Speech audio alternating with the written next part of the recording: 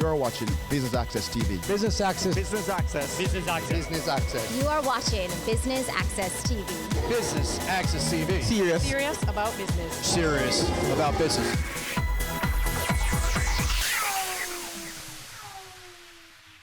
Welcome to another edition of Corporate Events. I'm your host, Amita Prasad Webb. Today we bring you the SEBI closeout event right here at the Venetian at the Terra Nova Hotel. Please stay tuned for highlights.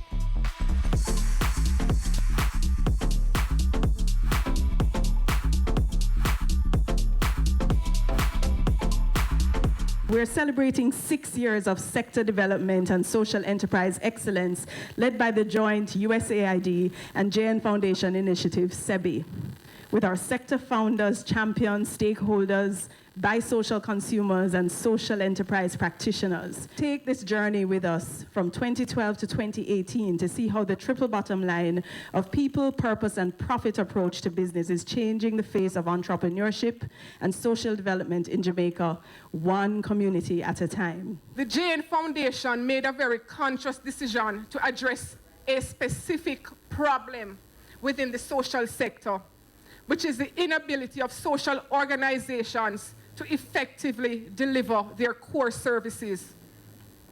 After years of seeing social interventions discontinue due to a lack of funding and understanding the changing global landscape in which grants and donations are being reduced to this region, former General Manager Safri Brown designed the Social Enterprise Boost Initiative.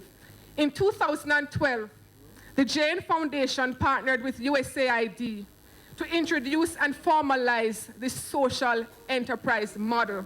SEBI's goal was to assist organizations operating within the social sector to become income generating and self-sustaining whilst addressing social, environmental, cultural challenges. SEBI proved that social enterprises can become viable businesses through targeted support services such as capacity development training, mentorship. A number of our enterprises were assigned mentors, equipment support, and networking to some 35 social enterprises in business incubator and accelerator programs. The enterprises over the period of SEBI were able to generate over $186 million and employ on a part-time and full-time basis over 500 persons. They introduced innovative products to the market, and some experienced phenomenal growth over a relatively short period of time.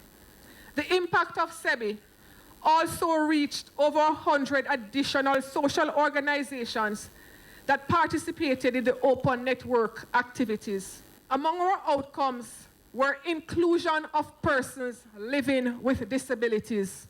At least 20% of social enterprises in the SEBI incubator and accelerator programs were either owned or operated by persons living with a disability. The partnership between JN Foundation and USAID has created what is now an emerging social enterprise sector. There is enthusiasm about using business as a force for good, which has been at the foundation and the heart of the JN brand. The Social Enterprise Boost Initiative, which was a partnership between Jamaica National Foundation and USAID, has ended today. For us, we are very proud of the pioneering work that we have done in terms of introducing this new form of business model to social organizations where they can move towards become more self-sufficient. Today, we really recognize the enterprises that stuck through the program, the enterprises that made significant improvements. Enterprises like DEFCON, Educators, Inspire 365, Brescia, Bunkers Hill. The JN Foundation has really always done things differently, not afraid to take on new areas, new ideas, and SEBI, social enterprise, was another testament to the kind of innovative work that the foundation does. So talk to us about SEBI, how it came about, and what was happening at the time for it to, or why people felt that it needed to come about. The reason that we designed SEBI was as a response to these kind of ongoing needs of organizations across Jamaica for funding. And JN Foundation had tested the social enterprise model through the source in 2007, done a number of them across the country, and were able to show that social enterprises were a real tool for community development, and then responded to these organizations that needed funding, that we couldn't provide enough funding. We just didn't have enough money to constantly be able to say yes. And instead of just sort of being sitting ducks and responding with no's, we can't help you, we decided to develop SEBI as a real tool for organizations to figure out a different way to become sustainable. We saw this as a growing risk and a growing threat for the voluntary sector in Jamaica. And so SEBI was as a direct response to that threat to make sure that we provided a different opportunity for organizations before they sort of ran out of steam, ran out of funding, and closed their doors. And so this is what we had in mind when we designed SEBI. We applied under the Development Grant Program 3 with USAID and started the project in 2012. 7 years later, we're now at your closeout event, which is a big deal. What are your thoughts and personal feelings? I mean, you know, SEBI has been extraordinary. From where we started with the source back in 2007, I remember everybody looking at me and somebody telling me you're talking mumbo jumbo when I said something about social enterprise, to today where everybody understands and knows what that is. And that, you know, there's so many different organizations in the space now, which is really exciting. And so for me, it's really just about, you know, very proud to have created this framework where organizations can choose what they want for themselves, but there is an avenue for that. And yeah, just really proud of the accomplishments of the team. We had a great project manager in phase 1, Jennifer Sharia, and Opal White in phase 2 really took the project to the next level.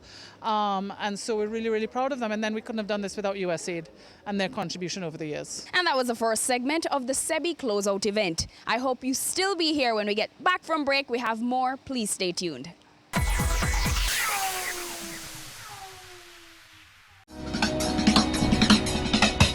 Cameo brings the creative industries to life, delighting creatives in different fields each week. Art. My life turns art. I breathe, I eat art. Fashion. Food. Without a customer, we're nothing but four walls. Music. Film. Cameo, only on Business Access TV. Ready for cable for as little as $100? Ready for no monthly cable bill? Ready for 10 TV channels absolutely free? Then pick up a Ready TV box at authorized stores for $4,500. Hook it up to your TV set, then top it up with Ready Credit for 1, 7, or 30 days. Buy now and get $1,000 free Ready Credit and start watching your favorite shows. Pick it up, hook it up, top it up. Ready TV. Prepaid cable TV when you're ready. Now serving Kingston and St. Catherine. Limited time offer while stocks last. Conditions apply. Welcome back to the SEBI closeout event right here at the Terra Nova Hotel. We go straight to stage.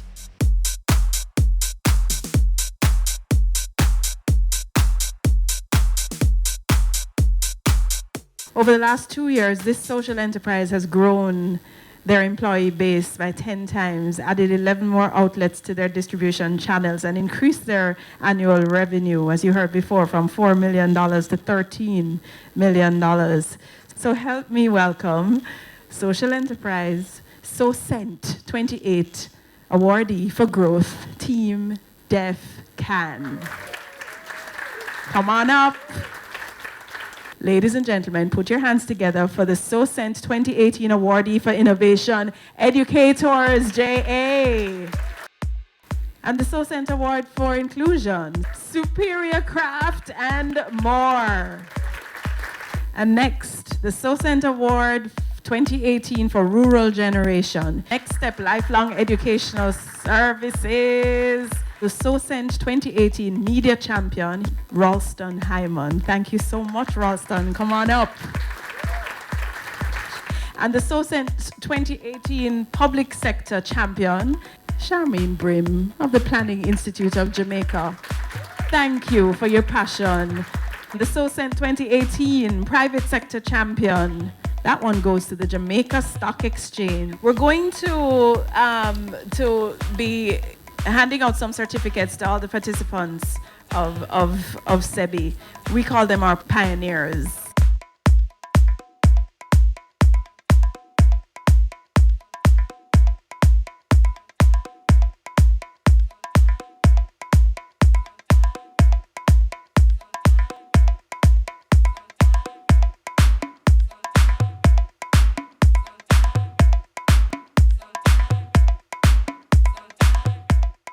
Give everybody a really huge round of applause. Your contribution to this sector is going to go far and wide. We're here at the SOCENT Awards 2018.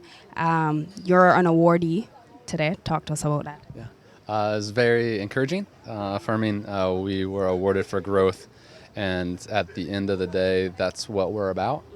We want to continue to grow our impact in the deaf community in Jamaica. And so 2 years ago when we started the SEBI program, we had 2 employees. Right. And now fast forward 2 years later, we have 14 full-time employees of 10 to 12 other youth that are engaged in part-time work and transitioning into full-time work when we have more opportunities for them. So being able to grow from 2 to 14 in 2 years has been an incredible achievement, a lot of hard work by our team, and is encouraging for us just to receive that award and have our youth be able to go up on stage and receive that award. Yeah. It's a big deal and congratulations.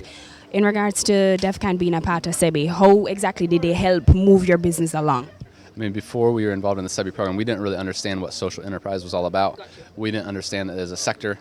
We did not start DEFCON Coffee with the goal of being a social enterprise. It was really just a reaction to the issues that we saw where our youth felt very much like they can't. Like, oh, I'm deaf, poor me, I can't. And it's like, no, you can.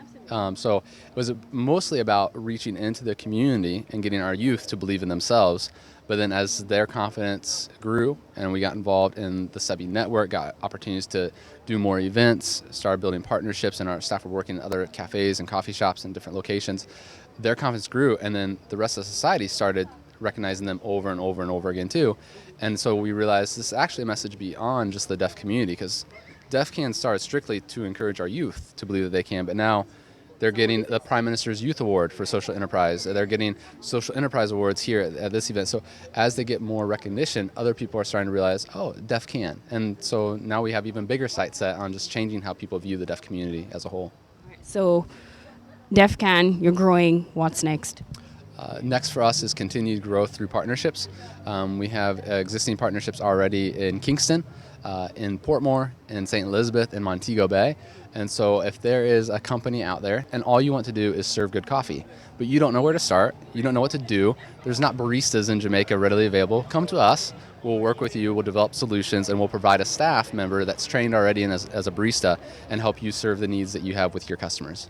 I extend on behalf of the JN Foundation our gratitude to the USAID for partnering with us on this project, and commend the SEBI and the JN Foundation teams for the seminal work that they have accomplished during the past 6 years to make this project a success. As Jamaicans, we can all play our part to help our social enterprises to excel in their businesses. That's what Buy Social campaign is all about. With all our financial support, these entities cannot thrive. When they succeed, Jamaica succeeds. Well, Jane, history. Start from helping the poor and people with problems. That's our history. And unlike giving handouts and charity, JN Foundation really felt that we want to be able to help those in communities who can't help themselves, to be able to empower them to be able to help themselves going forward. We were very lucky to have been able to have a partner in the USAID who saw and captured what we're trying to do is in terms of community development and also nation building. What it started in few areas, now it's nationwide. And you can see that we have hundreds of small groups who are now able to help themselves and to be able to turn a profit and be able to make useful lives for themselves. The relationship or the program with USAID has just come to a close. So the foundation is moving it or changing it from SEBI to SEJA. So this will continue. We will work with other groups in helping communities to grow and using the same model since it has worked, and we're sure that it will continue to do that. So we're very happy in what we have seen, and you have seen the numbers of people that are turning out, with people turning hobbies into business, but also having social conscience or environmental importance, while at the same time making enough revenue to make the business sustainable. And that is what the difference in terms of from a social charity to social enterprise business. Have you seen it? It's BATV Live. Live streams of business news weekdays at 7:30 p.m. Stay on point Thursdays at 8 p.m. with our Business Current Affairs show, and Weekend Business Report Saturdays at 7:30 p.m. wherever you are. Log on to our Facebook page at Business Access TV or visit our website at batvja.com. Live and at your fingertips. Business Access TV, serious about business. The business community has suffered tremendously due to extortion. Some have not just lost their businesses, their jobs, but lost their lives. This is extremely impactful to the growth of our country and to the progress of our people. We are our brother's keeper. Let's put a stop to this. No more use of force. No more use of fear. No more extortion. No more.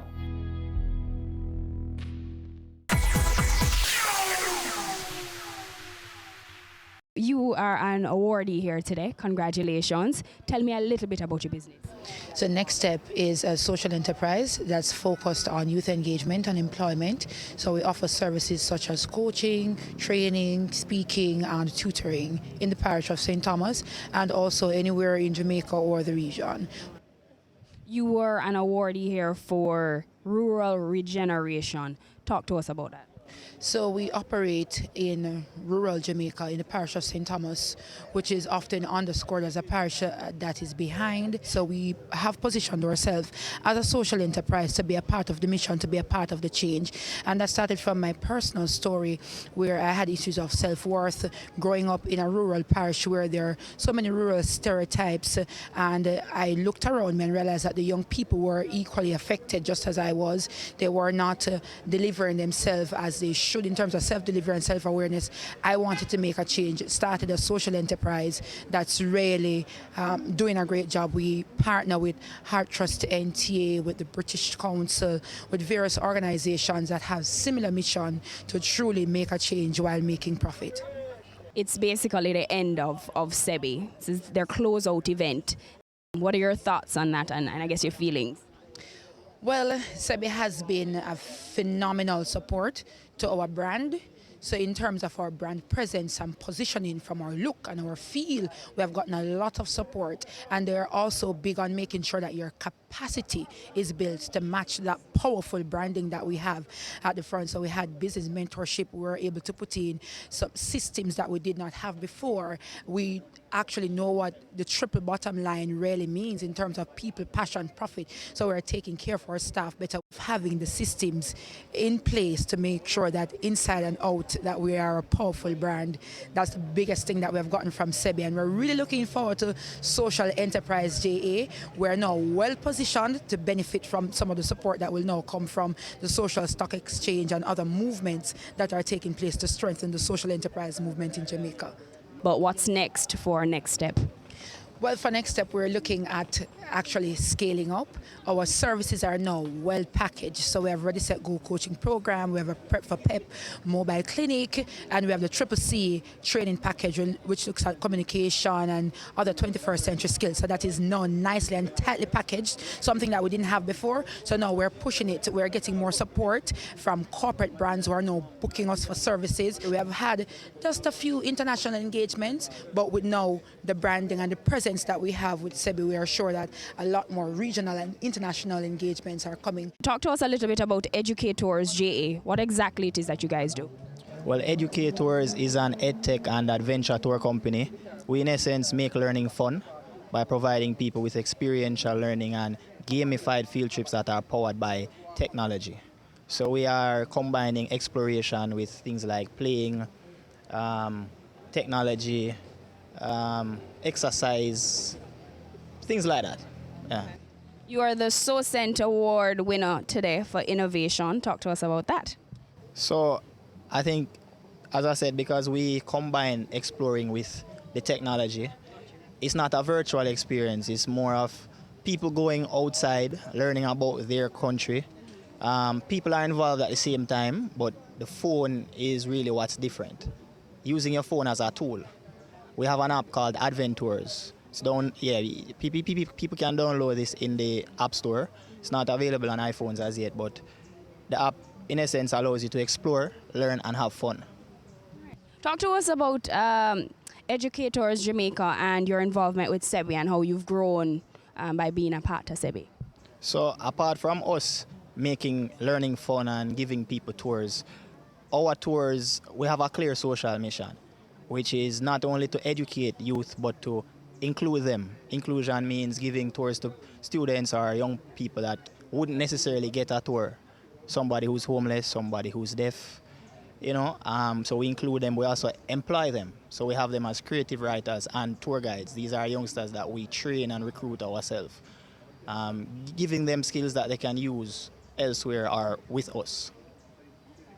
And SEBI is really the organization that discovered the social impact that we are having through our tours. They were the ones who molded us into a social enterprise. It's their final, their closeout event. What are your thoughts on that? I'm just happy to be here with people who we consider to be family at this point. We've grown with them. And I'm looking forward to what SAJA will do for not just Jamaica, but the region. I'm looking forward to seeing more people become aware of what a social enterprise is, more people coming into the space, but with innovative ideas, fun ideas, things that they would consider to be their talent and so forth. I'm just looking forward to more people making social impact through business. So it's purpose plus profit. That's what I'm looking forward to.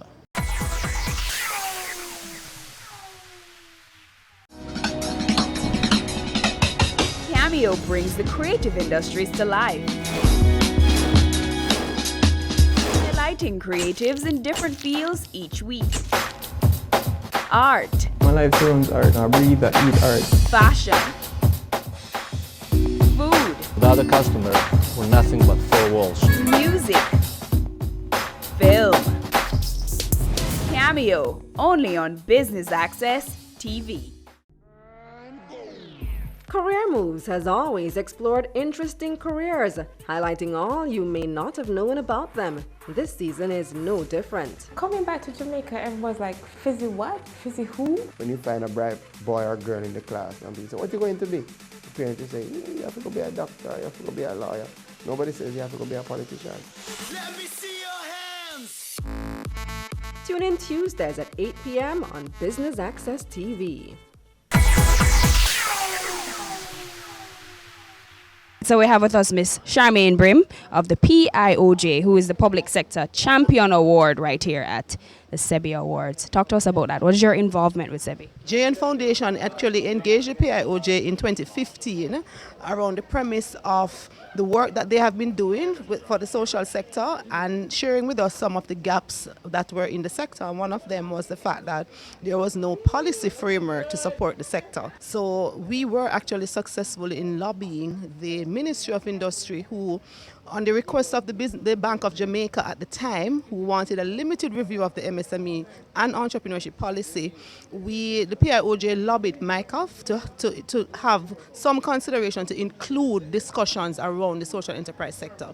And resulting from that, a new chapter was developed called the Social Value Creation.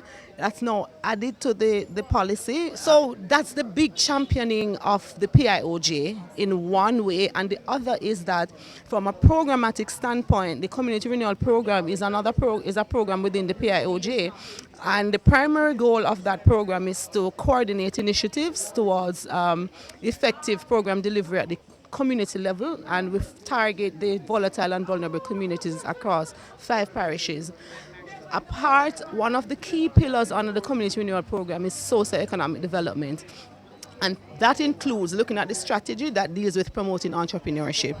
So in the context of promoting entrepreneurship and looking for good business models that can advance sustainable development at the community level, then the social enterprise model was a good one for us as well.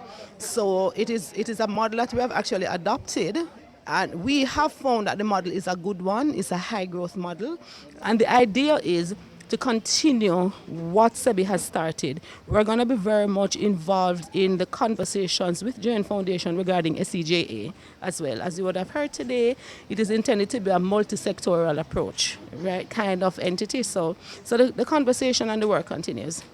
PSTO Mobility Center is a social enterprise boost initiative that caters for persons with disability, preferably persons with physical disability who use mobility aid products. So we are here to solve that problem for persons with disability. Talk to us about your involvement with SEBI. So as an organization, we as established as an organization, and then we see the needs of the disabled community not able to fit in society because of these challenges that comes with the wearing of the chairs or the crutches or the cane, whatever mobility needs there are. And so as an organization who advocate for persons with disability, we ensure that we represent them to the fullest. And so out of that, the Mobility Center was started. And then when SEBI came on board, of course, that was our opportunity to make ourselves visible and to be seen into what we do. So SEBI came with a lot of opportunity for us. It provided us with the skills we need. It provided with some of the tools and equipment that we need, and the retraining areas that we had underlooked or overlooked. So we're happy for the partnership with SEBI. As you know, jobs are hard to get, and can you just imagine for someone with a disability unemployed? May have the skill, but access and other things may deter these business persons to employ us. So here we are now with SEBI, creating employment and training for our members. That it's a huge benefit within the disabled community when we can recognize our need and solve our needs. Disability is a state of mind. It's not a death sentence, a life sentence. So you live with your disability, you don't die with it. That's what I want to tell them. So this is an opportunity for them to get up and accept themselves as a person with a disability. Because you are a person first. And once you know you are a person, there are responsibility that comes with being a person. So you're going to live to your fullest. That's my advice.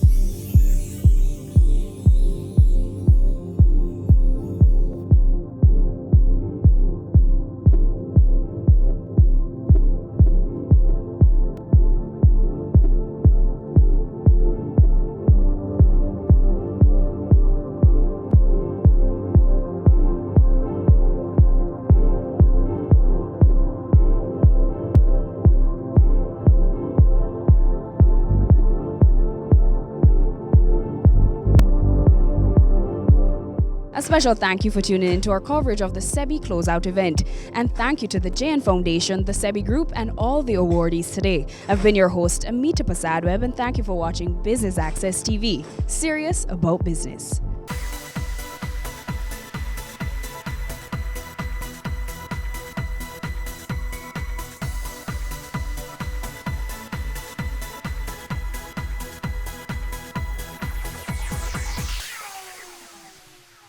It's season 12, and Wealth Magazine Business Access is here to keep you business savvy. With an impressive mix of some of Jamaica's most inspiring business moguls, we continue to keep Jamaica informed, empowered, and ready to dominate. Tune in Sundays at 5 p.m. only on BATV. You're watching Business Access. Business Access. Business Access. Business Access TV. Serious about business.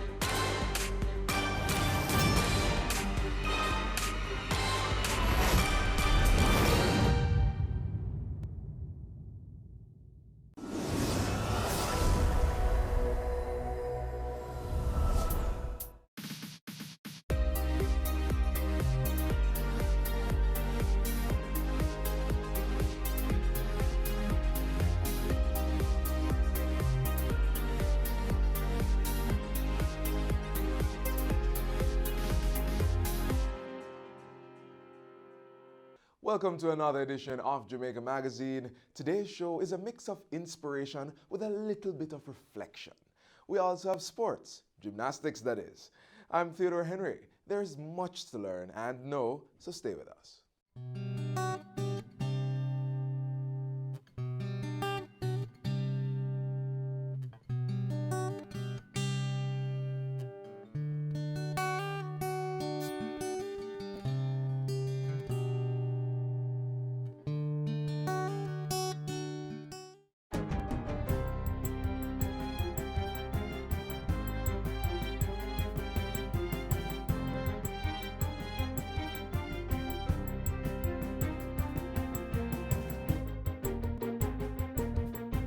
Good day, I'm Lorraine Mendez and this is your JIS News for Tuesday, October 8.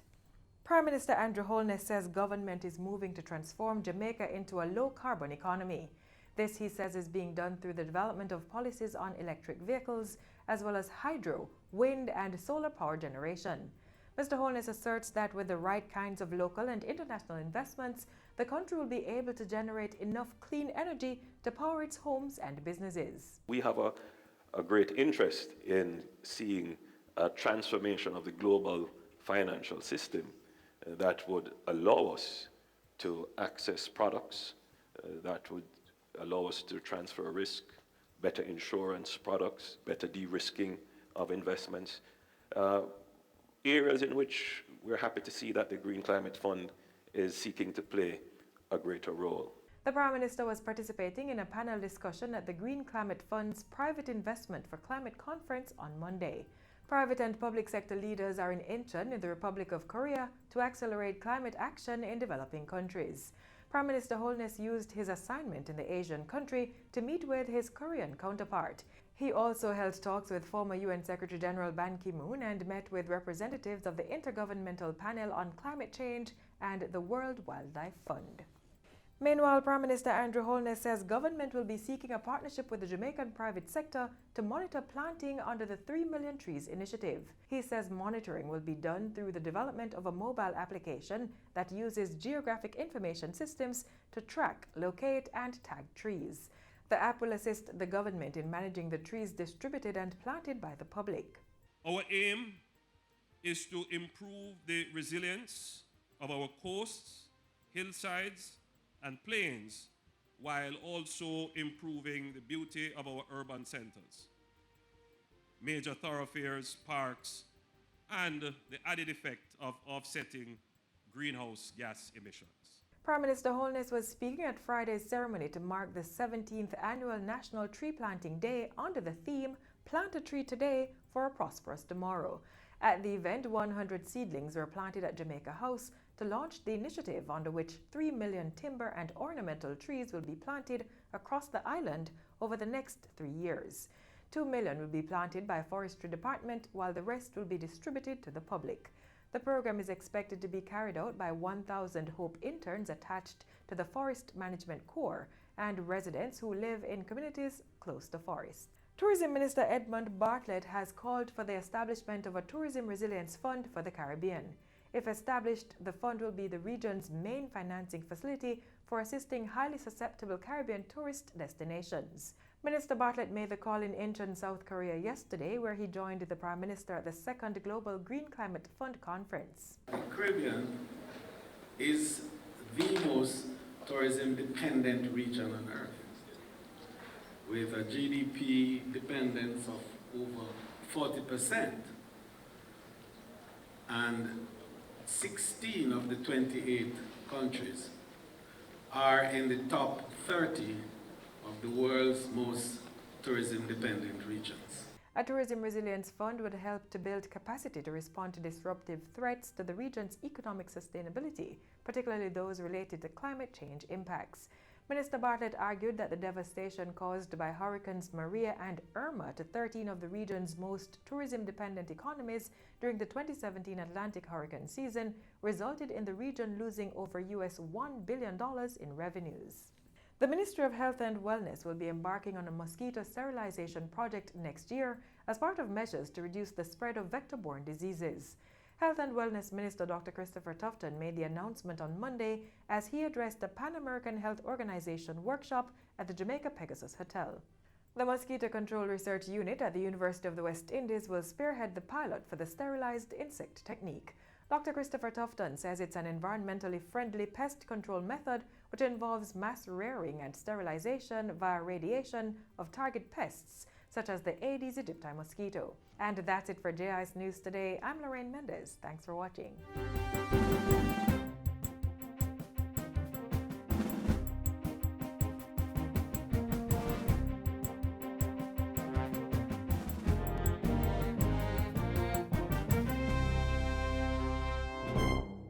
Businesses operating within parishes under the state of emergency, your closing time has been extended. In St. Catherine and Clarendon, clubs, fast food restaurants, petrol stations, and establishments operating under a tavern license, your opening hours are 7 a.m. to 11 p.m. For supermarkets, grocery shops, haberdasheries, and other businesses, opening hours are 8 a.m. to 11 p.m. In Westmoreland, Hanover, and St. James, business closing time is between 10 p.m. and midnight. Next, the latest happenings out of the office of the Prime Minister.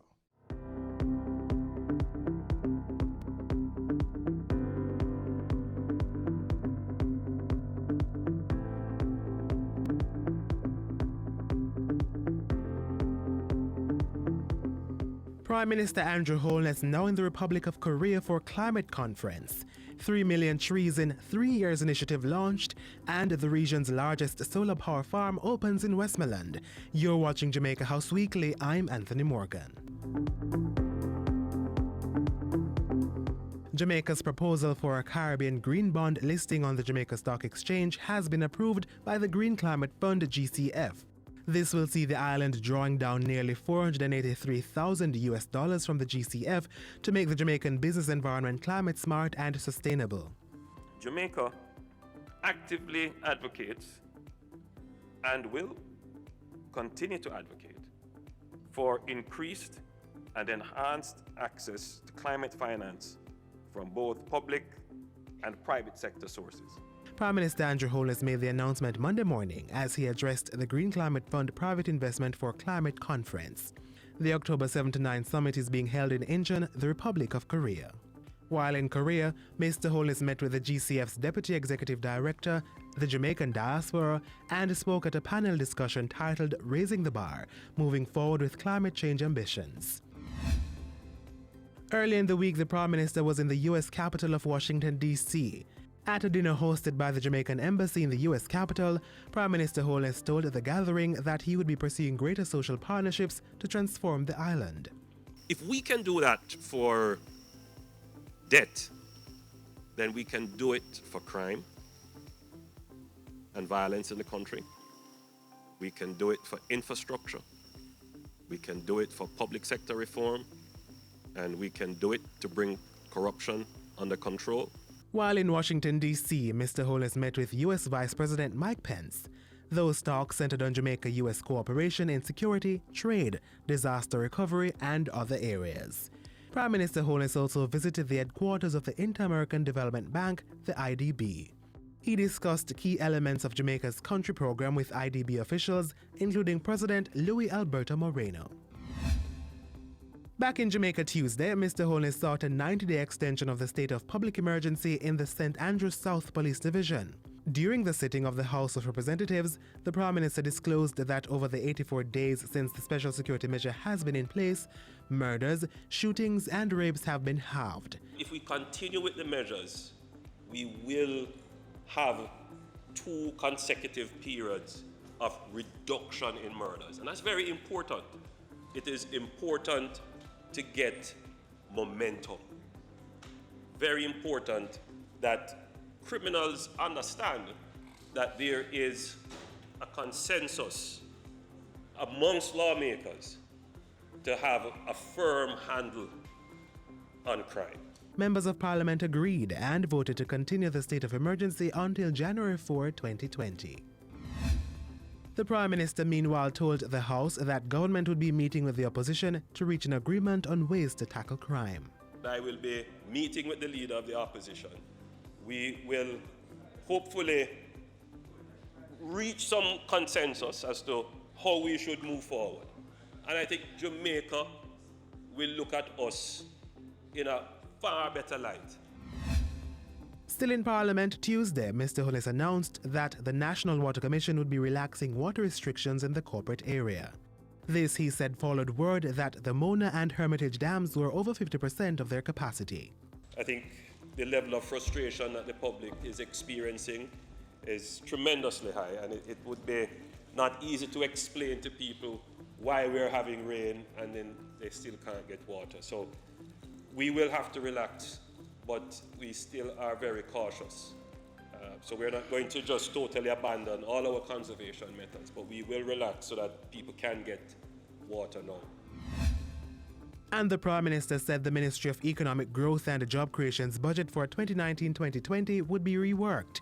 The review is to accommodate the rehabilitation of 215 roads across the island, which have either been blocked or badly damaged by flood events in recent months. Mr. Holness said the repair bill stood at $640 million and continues to climb. So we are going to go and look back at our budget, look back at the budget specifically for the Ministry of Economic Growth and Job Creation to see what we can cut, postpone, change in order to make some allocations. Wednesday saw the Prime Minister in Savannah Lamar, Westmoreland, to open the 37-megawatt Paradise Park solar farm. This is a signal to investors. It's a signal to the OUR. It's a signal to JPS. It's a signal to our financial market. It is a signal to the citizens of the country that your government is doing everything it can to ensure that we are protecting our own environment by using cleaner energy. The $65 million investment is the largest of its kind in the English-speaking Caribbean and has the capacity to power 78,000 households. With 17% of Jamaica's electricity needs being supplied by renewable sources, the Prime Minister challenged regulators to push for 50% by 2030. And while in Westmoreland, Mr. Holness viewed progress being made on the $24.9 million Ferris to Macfield Road improvement work. The Prime Minister said the 14-kilometer roadway was 95% complete. Mr. Holness also took time to look at work being done to rebuild the Paradise Bridge, which collapsed in October 2018. Works on the $48 million bridge are advanced and should be completed soon. I think the people of Westmoreland, particularly the communities along this road, are very happy. It will increase commerce, it will increase the comfort of travel, and I think it will also spur economic development. And at Jamaica House Friday, the Prime Minister launched a national tree planting initiative under the theme 3 million trees in 3 years. Plant a tree today for a prosperous tomorrow. The 3-year program seeks to plant over 3 million timber and ornamental trees to combat climate change. To be spearheaded by the Forestry Department, the initiative is expected to employ over 1,000 HOPE program interns. Prime Minister Holness used the launch to urge greater private and public sector support for the project. Before that, Mr. Holness was at Penwood High School to open a new state-of-the-art ICT center. Valued at $12 million, the center is fully air-conditioned with 42 new computers, audiovisual equipment, a 65-inch television, high-speed internet and Wi-Fi. The Prime Minister, who is also a Member of Parliament for the area, committed to renovating the high school. And that's it for Jamaica House Weekly. Be sure to join us next time for more of the news stories coming out of the Office of the Prime Minister.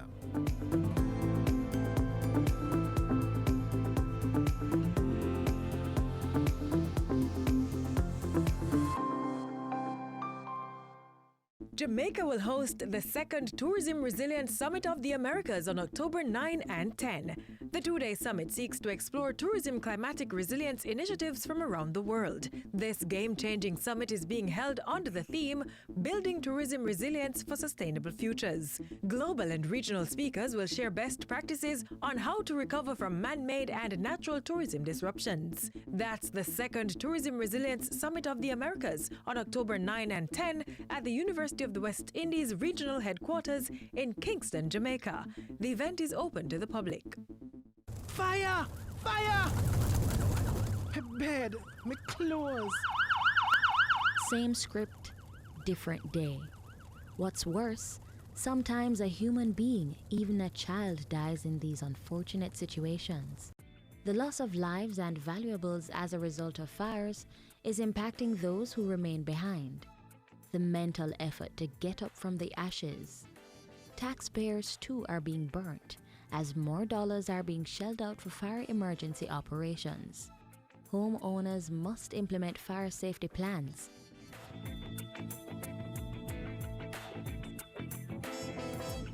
Right, it's important for us to fireproof our homes because we have our families and we normally have strict guidelines as to how you operate within the home, or you store your chemicals as it relates to your kitchen, how you manage your heat sources, how you handle your plugs. So the safety measures that you take as it relates to the protection of your children. Here are a few situations you must avoid to prevent losing your home to fire.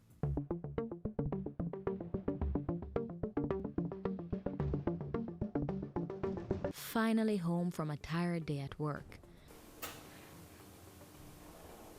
The first thing many people do is get something to eat. Now, this is when a fire safety sin is usually committed: having a cigarette while tired, or the stove is left on.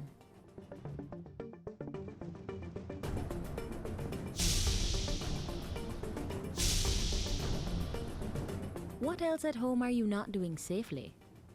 Like this, using a computer or mobile phone on the bed.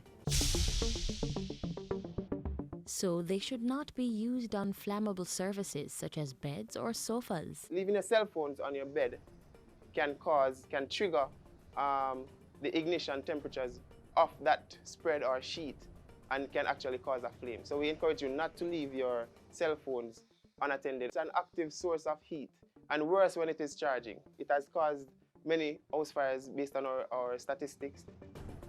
Between 2010 and so far in 2019, 100 children were burnt to death. One of the main causes of these deadly fires: a child left unattended with burning candles. Based on investigation from fires, we find that most of the times it's because we leave our children unattended, right? So we leave them with the matches, we leave them with the candles, we leave them with the lighters, and we leave them with maybe a laptop or an iPod, something to keep their attention, but they are fascinated by flame. Here are some other factors found by the brigade to be the major causes of fires within the home. Clothes put to dry at the back of the refrigerator. Storing plastics on cooking gas cylinders. We identify this as a fire hazard because if you notice, it is pretty much close to the source of heat, which would have been the stove itself. All right? So we can have a spark from this. The Jamaica Fire Brigade encourages that cylinders over 30 pounds should be stored outside. So here we have two heat sources, a microwave and a toaster oven. All right, plus there is a charger plugged directly between both sources of heat. What we encourage is that there should be sufficient space to allow for air to pass through.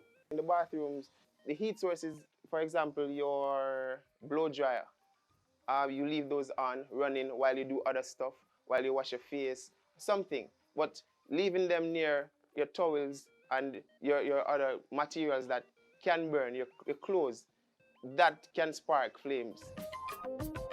As for power strips, they should not be overloaded. So we also encourage that if you're using extension cords, do not run them behind furniture, do not run them under the carpet, because the constant pressure on the cords themselves will cause breakage. Again, if it is near a combustible material, it can cause a fire. It is crucial that these fire safety measures are adhered to.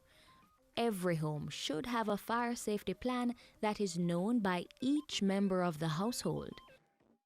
Lastly, but very important, keep the numbers of the nearest fire station saved in your telephone contacts. The general public can make a request for us to come inside the homes, check where you should have a smoke detector, check where an extinguisher should be, because you should have these in your homes as well.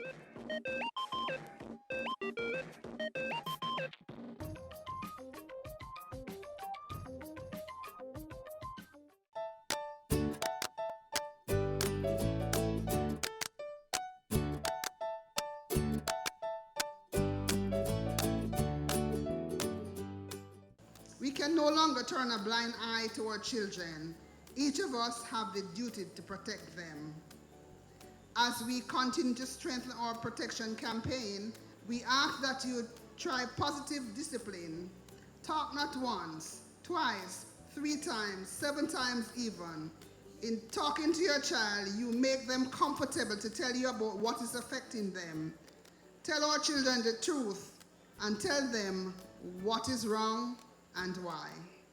We remind our parents, if you are having difficulties with your child, we are here for you to support you, along with the many other agencies that are set up for this purpose.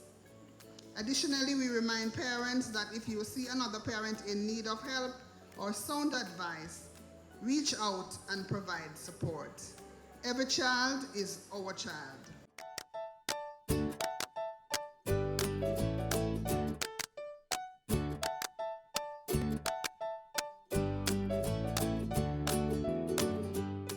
Next, we turn the spotlight on gymnastics. The sport offers multiple benefits that's not only linked to physical development, but also to emotional growth.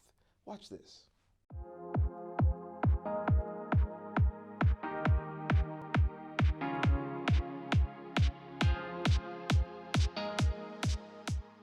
Gymnastics was developed in ancient Greece as a method to prepare men for warfare.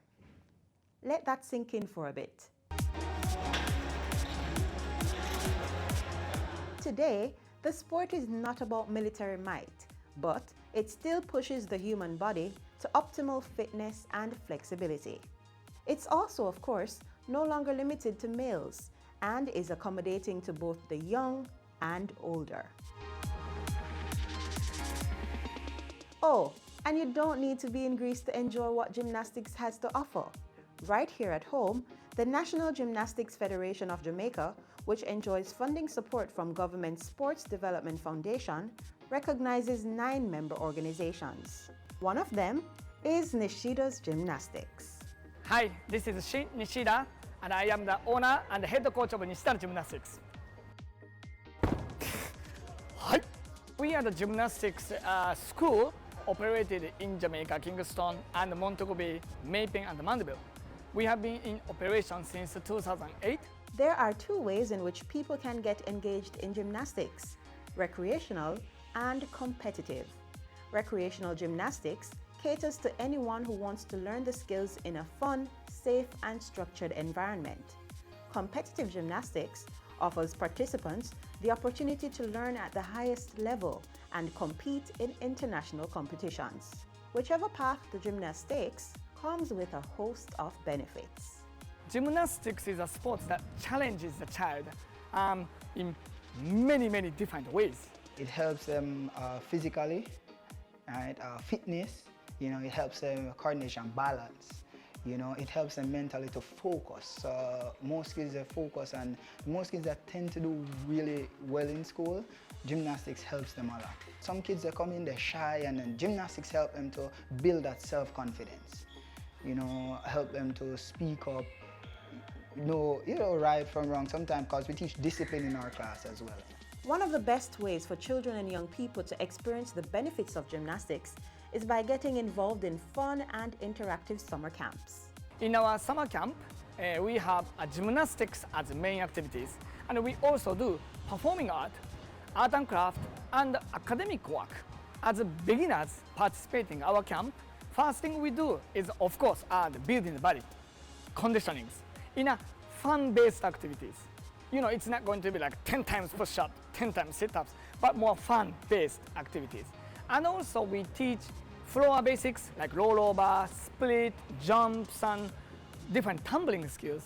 And also we have the bars, trampoline, which is also different from floor, but more, flipping kind of fun exercise. My favorite is the bars because this might sound weird, but I like it because I'm not that good at it, because I'm trying to do more stuff and learn more stuff.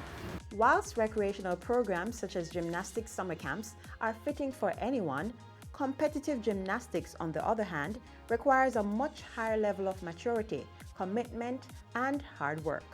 They know that well at Nishida's. From all the branches, we have a small squad working towards the international competition and possibly world-class championships, such as World Championships, well, hopefully Olympic Games, those kind of big games.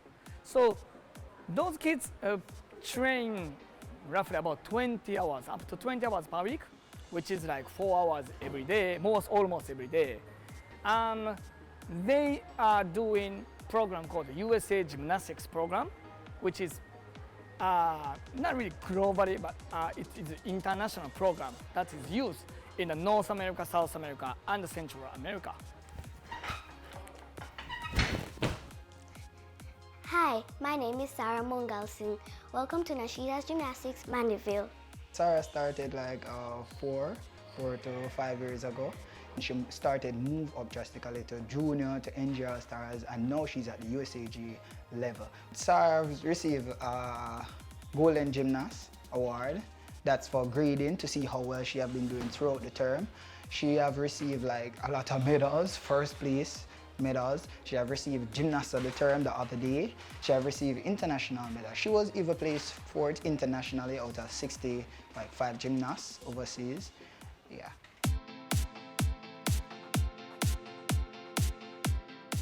Hi, I'm Corinne. Welcome to Nishida's Gymnastics, Montego Bay.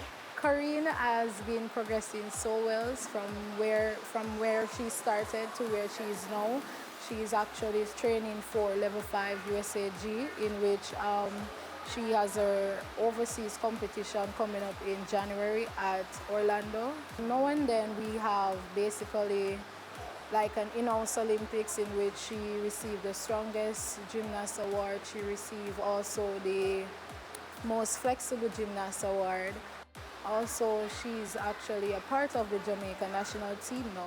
Though gymnastics has proven to be quite beneficial for both recreational and competitive gymnasts, it is important to note that there are inherent risks in the sport that can only be controlled and kept to a minimum with proper supervision and coaching best practices. Once gymnasts and coaches are able to exercise safety at all times, the benefits for participants are endless. I learned patience because, sometimes it's not your day, so you have to wait until it's your day and you have to keep working hard to achieve success. I've seen a lot of improvement and hard work and self-motivation. She's presently here at Nishida's, 3 years now. The kids here at Nishida always look up to her. She's very hardworking. What I've learned through gymnastics is that it teaches you confidence, because if it wasn't for gymnastics, I would be standing right here, right now, giving this speech, this interview. So I would say it has really given me confidence. It has really taught me, discipline. It has a lot of fundamental values to it. And I would say one more thing is, hard work really pays off. And once you stick to it and consistency, you'll make it. If you're interested in finding a recreational or competitive sport this school year, gymnastics is definitely a fun and fulfilling option for you.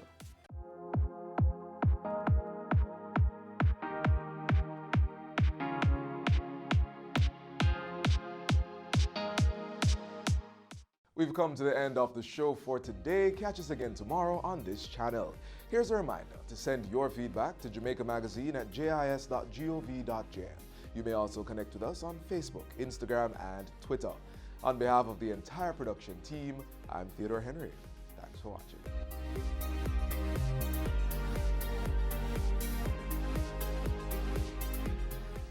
This has been a production of the Jamaica Information Service, the voice of Jamaica.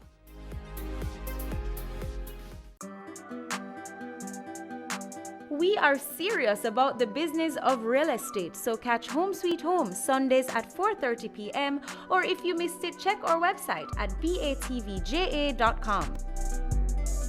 Montego Bay is one of the fastest growing cities in the Caribbean, and this week on Wealth Magazine Business Access, Gloria Henry tells us how her role as the Assistant Vice President at the Montego Bay Free Zone and as President of the Montego Bay Chamber of Commerce has contributed to this.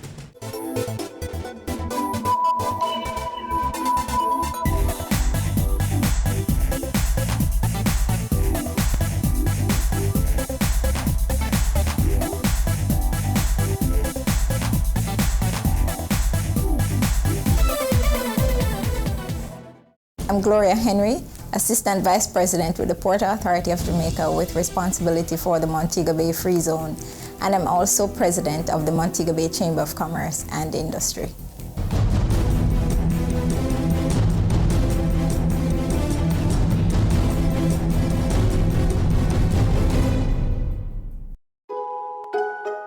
Gloria Henry was born in Williamsfield, St. James, South St. James actually. Part of a family of 9 children who was really shaped in a rural setting with a very urban mindset. She's a very determined, very competitive, very focused, very driven person.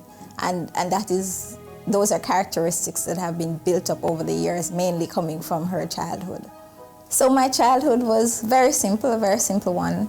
9 children from my parents. I was in the middle, 5 older siblings, 3 younger siblings.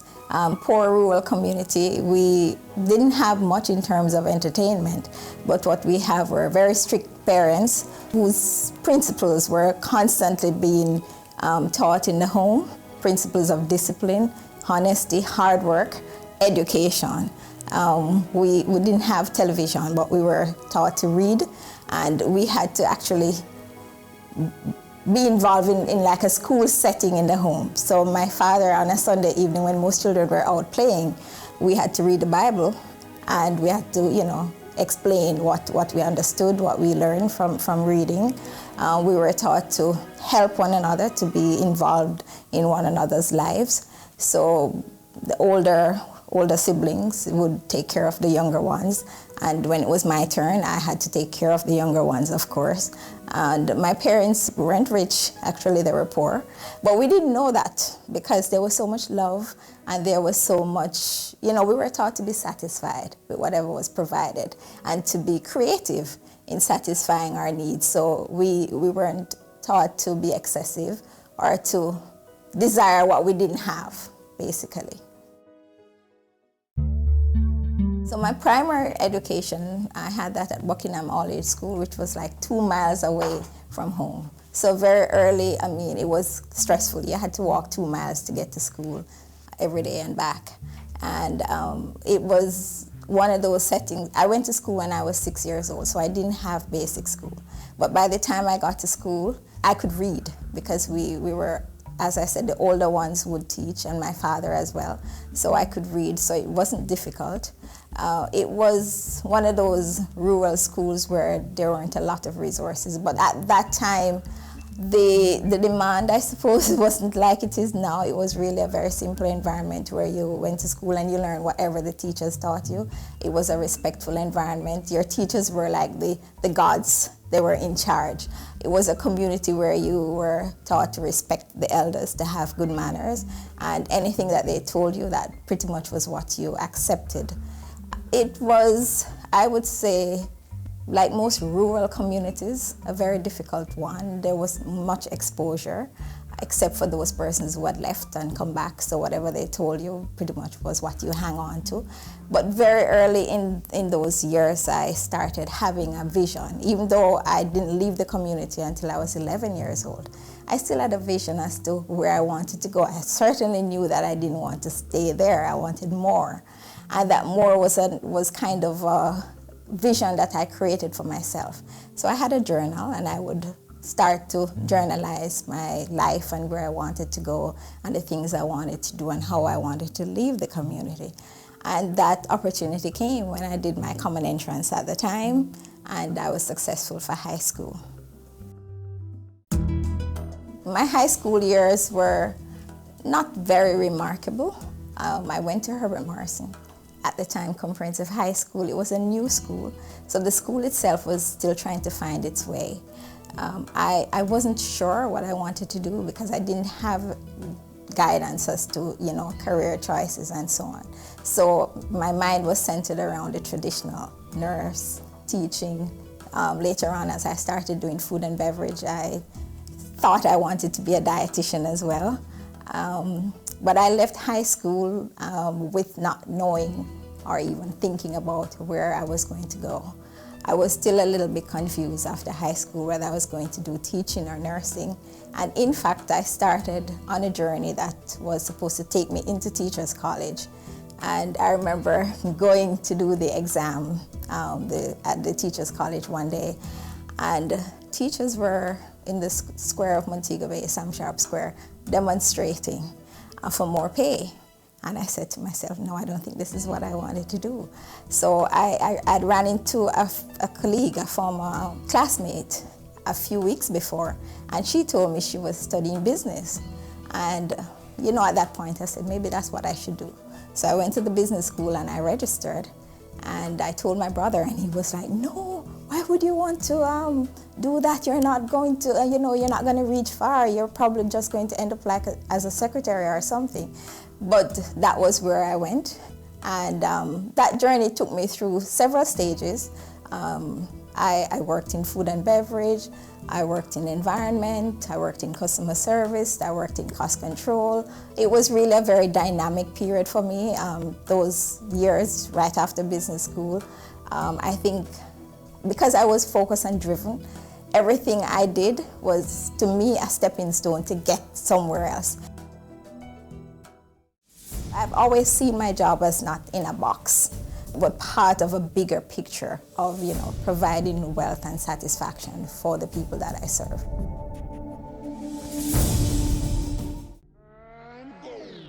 Career Moves has always explored interesting careers, highlighting all you may not have known about them. This season is no different. Coming back to Jamaica, everyone's like, Fizzy what? Fizzy who? When you find a bright boy or girl in the class and people say, what are you going to be? The parents will say, you have to go be a doctor, you have to go be a lawyer. Nobody says you have to go be a politician. Let me see your hands! Tune in Tuesdays at 8 p.m. on Business Access TV. The Good Life, your trusted source for useful health and wellness information, lifestyle tips for the mind, body, and soul.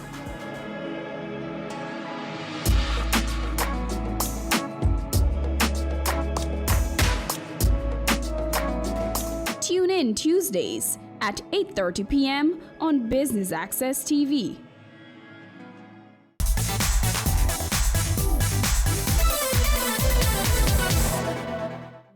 My first real solid job was in environment. We had a project that we were implementing, and I was part of a team that implemented Jamaica's first site-specific marine protected area. And I got involved in every aspect of it, from the environmental protection to the administrative support work, which is what I was doing in the office, to the community relations aspect of it, dealing with the public, understanding the legal framework, and that helped to create a very rounded person. That was when I started looking at wealth and my own personal finances and how I could get involved, and started learning about stock trading and building a wealth portfolio for myself. And I decided that perhaps I needed to learn more, so I went and learned accounting and economics, and they kind of opened my mindset and kind of started creating a different perspective for me, understanding personal finances. So when my brother went away on study leave to study abroad, and his salary would come to his account, I would look at how I could help to, save and manage the monies to the point where when he came back, he was able to buy asset with the monies that were saved. And it's something that I like, and I still continue to like doing that. In my career, I've had some stepping stone positions. So I was a secretary for about 6-7 years, and during that time I made sure that I was the best secretary. So I became All Island Secretary of the Year, I was Caribbean Secretary of the Year. I moved from that into credit and loan administration, and I also made sure that I delivered not just the results for the customers that I serve, but for the organization that I worked with, which at the time was Development Bank of Jamaica. I also made sure that my customer service to me has been something that I have been very passionate about. I treat a customer the way I would want to be treated, and I am a very picky customer. I'm not very easy to get satisfaction. And so I would try to understand the needs of the customers and would try to ensure that those are satisfied. So when we did project evaluation, if there were things that I felt wasn't in the best interest of the customer, I would share that with them. And if there were ways that I needed to perhaps link them with an external source, an external party, other organizations, other institutions, I would do that. So I've always seen my job as not in a box, but part of a bigger picture of, providing wealth and satisfaction for the people that I serve. And in the end, I benefit from the satisfaction of their success. So I love success, and I like to see people successful as well. When I worked at DBJ, I also explored. People always say, Gloria, you can sell a 1-foot man, you can make him think he has 3 feet. So I decided, when I wanted to acquire some personal assets for myself, I did part-time sales. And in that part-time sales, twice I was the sales rep of the year. And it was financial services that I was selling. So I decided to pursue the securities, the Jamaican securities course. And I did very well. I was one of the top students, and I was offered 3 job opportunities, one with a financial institution, one with an insurance company. And there was one that I applied for at the Montego Bay Free Zone. Didn't know much about the Free Zone, but of course I'm from Montego Bay, so I thought perhaps this is somewhere that would be good for my career and my journey. So that was the job that I actually took. And I joined the Free Zone at a time when it was at a turning point, a very, very serious turning point in its existence. The Free Zone was designed to support foreign direct investments, primarily in garment manufacturing.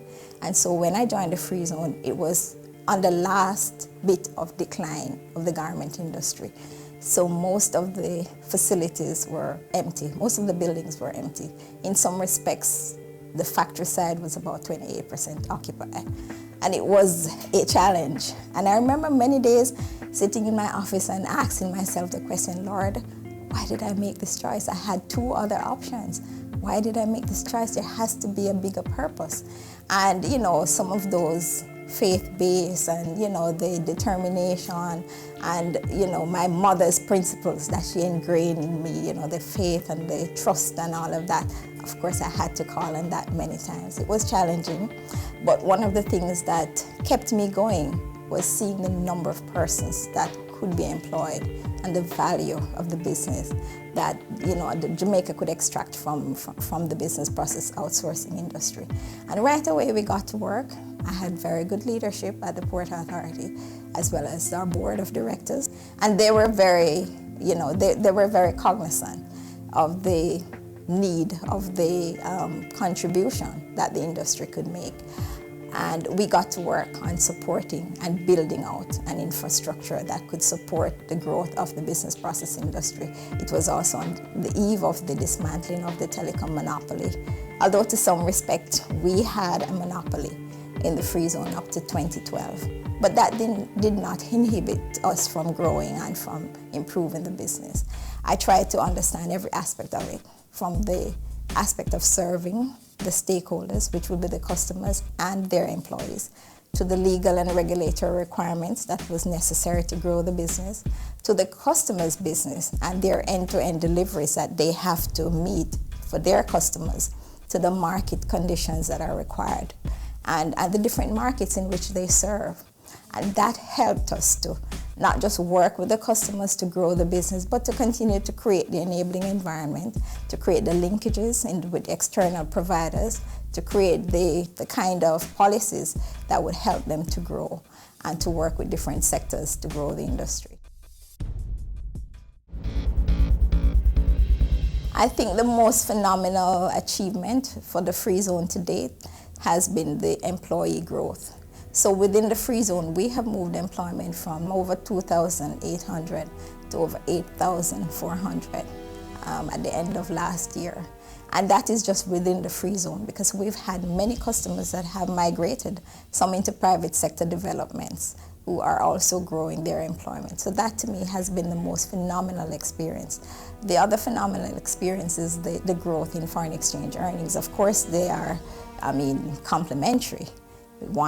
There's a correlation between employment growth, of course, and foreign exchange earnings, because it means that more businesses are coming into Jamaica. That has been phenomenal as well, moving within the free zone from a little over 13 million to $133+ million at the end of last year. I have been part of the Montego Bay Chamber of Commerce for 12 years, I believe. I became a director, I think, when Lloyd B. Smith was president. And I have been working with the Chamber since then, supporting the growth and, of course, development of the community of Montego Bay. I live in Montego Bay, and as you know, Montego Bay is the fastest growing economic corridor in Jamaica. And the Chamber of Commerce sits in the heart of supporting that enabling environment for growth and development of the community. So we have been involved in lobbying for a number of the supporting infrastructure, from road development to the Montego Bay Convention Center, to supporting services such as the Company's Office, Firearm Licensing Authority, various supporting agencies to continue to support the growth of Montego Bay. I've worked with various presidents prior to my becoming president 2 years ago. Since I have been president, I've been working with a very dynamic board. I must say that I have a board of very accomplished, successful business persons in Montego Bay, and we're passionate about the continued growth of Montego Bay. One of the issues that we have been focusing on is really the cleaning up of downtown Montego Bay. And so we launched the My Mo Bay campaign, which has been involved in supporting the cleanup of the physical infrastructure and instilling pride in the residents and the citizens of Montego Bay. But very importantly, we have seen the impact, well, even though anecdotally, we've seen the impact of crime on the community. And our major project now is one where we're engaged with the University of the West Indies, Western Jamaica campus, to develop a crime study, a study that is focused on the serious issue of crime and the effects on the community. It will look at how crime affects the community, but very importantly, it will measure the impact on GDP, and that has wider implications for Jamaica. And we believe that study will guide us into more focused and targeted community renewal projects, crime fighting strategies, and just dealing with that monstrous problem of crime. The Chamber is also involved in keeping the social fabric of Montego Bay together. So we have a number of social events as well, fundraising events as well. And we are also focused on bringing in investments into Jamaica. So we have worked with the members of the Chinese community, members of the Indian community, various investment partners to continue to bring investments into Montego Bay. For me, at the Chamber, one of the things that I believe that I will count as success is really getting the institutional strengthening of the Chamber itself as a body, because it needs to have a very robust, resilient, and dynamic body that can bring all of the forces together in the community and be able to access funding and, to undertake the different projects. The Chamber is a non-profit organization, and our funding comes primarily from subscription, but that is not enough to undertake the mammoth responsibility that the Chamber has. So we have, under my presidency, we have revised the Constitution. We have putting in various administrative supporting processes at the Chamber. We've managed to get funding since then. We've got funding from the Tourism Enhancement Fund to help us with the crime study and the My Mo Bay project. And we are building a platform. That is a legacy that I'm happy to leave behind. We're building a platform for Invest Montego Bay, which will connect business people in Montego Bay, investors, developers, with investors from overseas. So the biggest challenge I've had in my career is at the start not having enough funding to pursue higher learning, higher education. I've had to work and study, and that has not been easy. Full-time job, full-time study, and sometimes 2 jobs, because I have goals, and I do a 5-year projection every 5 years. Well, it's revised every year. And so I had goals as to when I would acquire assets, when I would pay off for those assets, how I would help members of my family, including my mother. My father died, very early, so I had younger siblings who were still in high school that I've had to help. And so that has been a challenge, balancing a career, balancing education, balancing a job, and not necessarily having at an early stage, the kind of academic achievements, or the academic qualifications rather, that would justify the experience and the knowledge and the talent that I knew I had. It came later on because I was able to pursue my first degree and my master's, but prior to that it was a little bit challenging getting persons to understand. Jamaicans feel that you really have to have, the academic qualification to be able to do the job. But there's a lot more to that. There's the attitude, there's the talent, there's the interest, there's the desire, there's the passion. Fortunately, I'm in an industry where that is being borne out day by day, an industry where being able to perform is not measured by your academic qualification. And I have absolutely nothing against academic qualification. Because one of the things that I did was ensure that my daughter's education would be financed once she was ready to go to university. Having gone through the struggles myself, I ensured that a foundation was laid for her so that she wouldn't have to go through that kind of struggle. I'm ruthless when it comes to delivering results, and I accept basically no excuse. I believe if there's a way to get something done, we should find that way. Caring Hands Season 3 continues to effect change in a changing environment.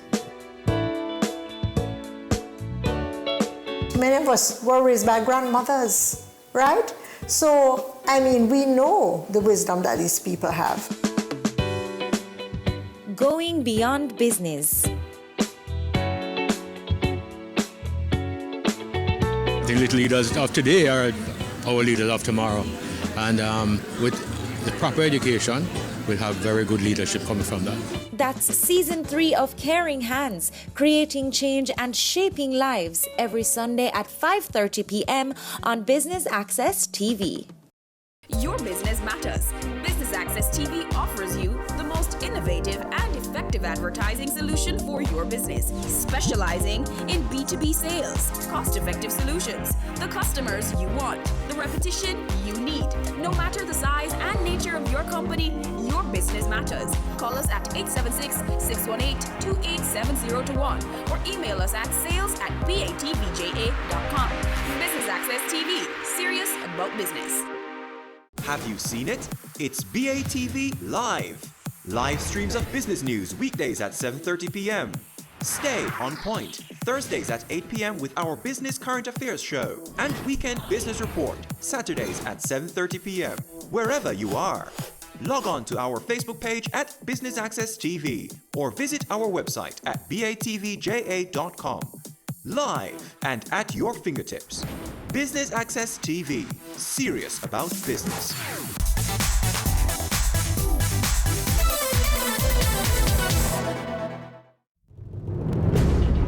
So I have always wanted to have my own business. And so every job that I've had, so I have not started my businesses yet, per se, but every job that I've had, I have treated it as if it were my own business. So I'm passionate about the bottom line, about delivering value to the customers, delivering value to the owners of the business.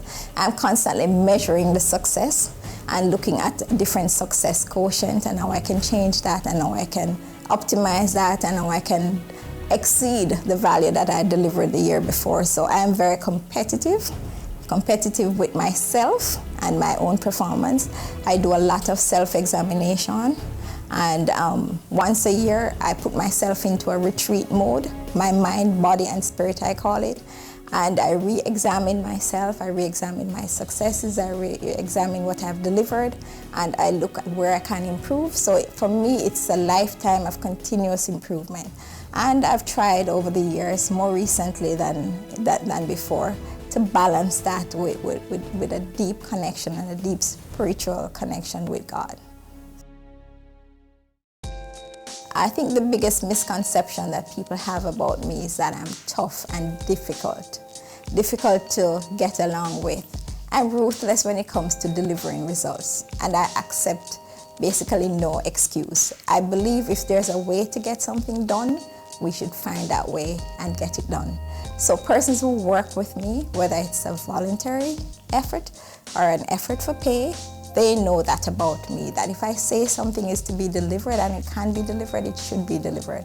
I'm very uncompromising when it comes to quality and excellence, because those are some of the hallmarks that I use as measurement. So, as I say, I'm ruthless when it comes to success and delivering results, because I think that if a way can be found, there should be no excuse. I don't make excuses, and I don't believe in making excuses. So I actually started a charitable organization that raised funds for the Cornwall Regional Hospital. We actually created visibility around the need for proper equipment for cancer care in Jamaica. And we were very instrumental in getting interest from not just in Jamaica, but within the diaspora to help, and the attention and support of the government, the National Health Fund, which eventually bought a linear accelerator for Cornwall Regional Hospital.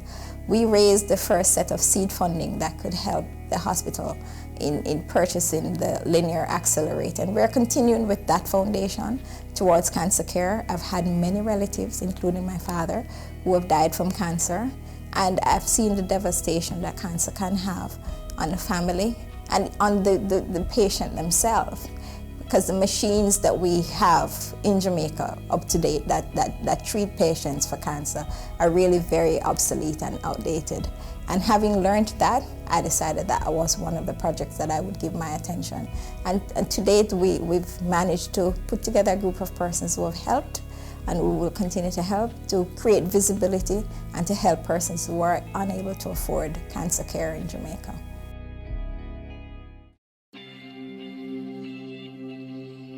Wealth to me is success in every aspect of your life. Your financial life, your personal life, your spiritual life.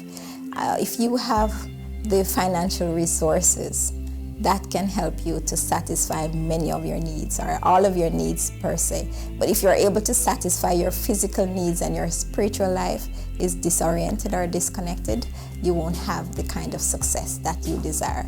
If your soul is not congruent with the rest of your life, to me that's not successful. So wealth is success in every aspect of your life, basically.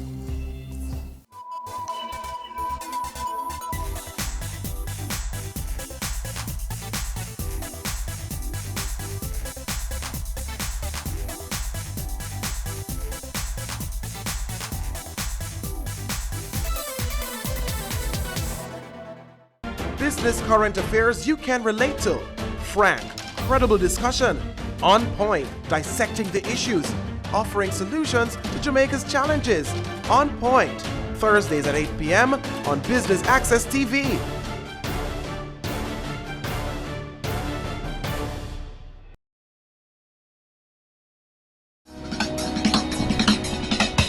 Cameo brings the creative industries to life. Highlighting creatives in different fields each week. Art. My life turns art. I breathe, I eat art. Fashion.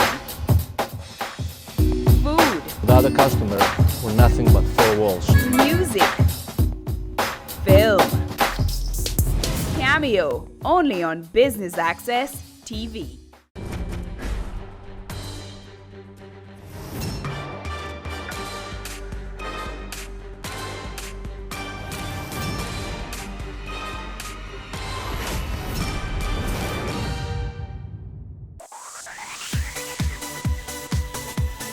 You're watching Business Access TV. Business Access. Business Access. Business Access. Business Access. You are watching Business Access TV. Business Access TV. Serious about business. Serious about business.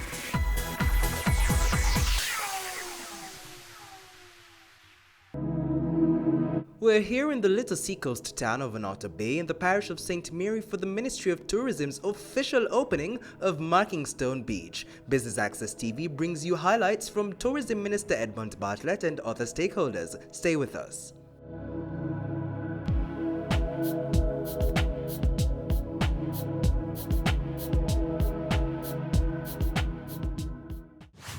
We have recognized, and the Minister has instructed us to ensure that we are rehabilitating and developing beaches across Jamaica to ensure that there are enough public beaches for our people to, I know sometimes they call us dryland tourists, but for us to enjoy the benefits of this beautiful country. Today is a continuation of openings of various tourism developments across St. Mary, and the minister and his entourage have been just coming from Rio Nuevo village, which is quite impressive, and I overheard the minister saying how impressed he was with it. And so it's a message to St. Mary to say, listen, tourism recognizes you and we are here facilitating the development. Now, tourism is one of those industries where it requires partnerships. And so no matter how much we do from the ministry, it requires partnerships with stakeholders, partnerships with municipalities, partnerships with the people to ensure that the standards are maintained and are as high as possible. And we build on the legacy that we have here in Jamaica as one of the best destinations in the world. Well, this transformation here at Markingstone is one of many that we're doing across the island. You see, tourism is changing quite a bit with the advent of technology that opens up an opportunity for the average Jamaican to actually benefit from tourism. It's not only a case where they need to work inside a hotel or to supply a hotel, they can also benefit from renting out their space. Because Jamaica, thankfully, we've been blessed where anywhere you go in Jamaica, you can find a beach or a river or a waterfall or a mountain. You can have some great experience, and with the natural weather and our natural hospitable culture and so on, we end up pretty much having an industry, a resource that's available to every Jamaican to become a tourism entrepreneur. So how that is enhanced is if all the beaches that are dotted across the island are then developed, so that restroom facilities are in place, so one, the environment is protected, but we demonstrate respect and provide that convenience to anybody who uses the beach and so on. So, you know, seating areas, parking spaces, security, lifeguards and so on. And that's what we've done here, and we are doing across Jamaica to open up Jamaica more. It's not only on the North Coast, or it's all over Jamaica. We want to make it a case where tourists and the diaspora and Jamaicans are enjoying what we've been blessed with naturally. So that is the purpose of investing in beaches like the Markingstone Beach and getting the result that we have today.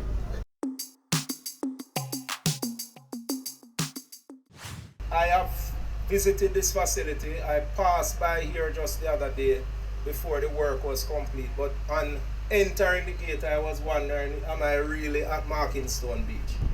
And that is a testimony to the work that has been done here. I noticed I saw some persons out there enjoying the facility already, so it is a good sign.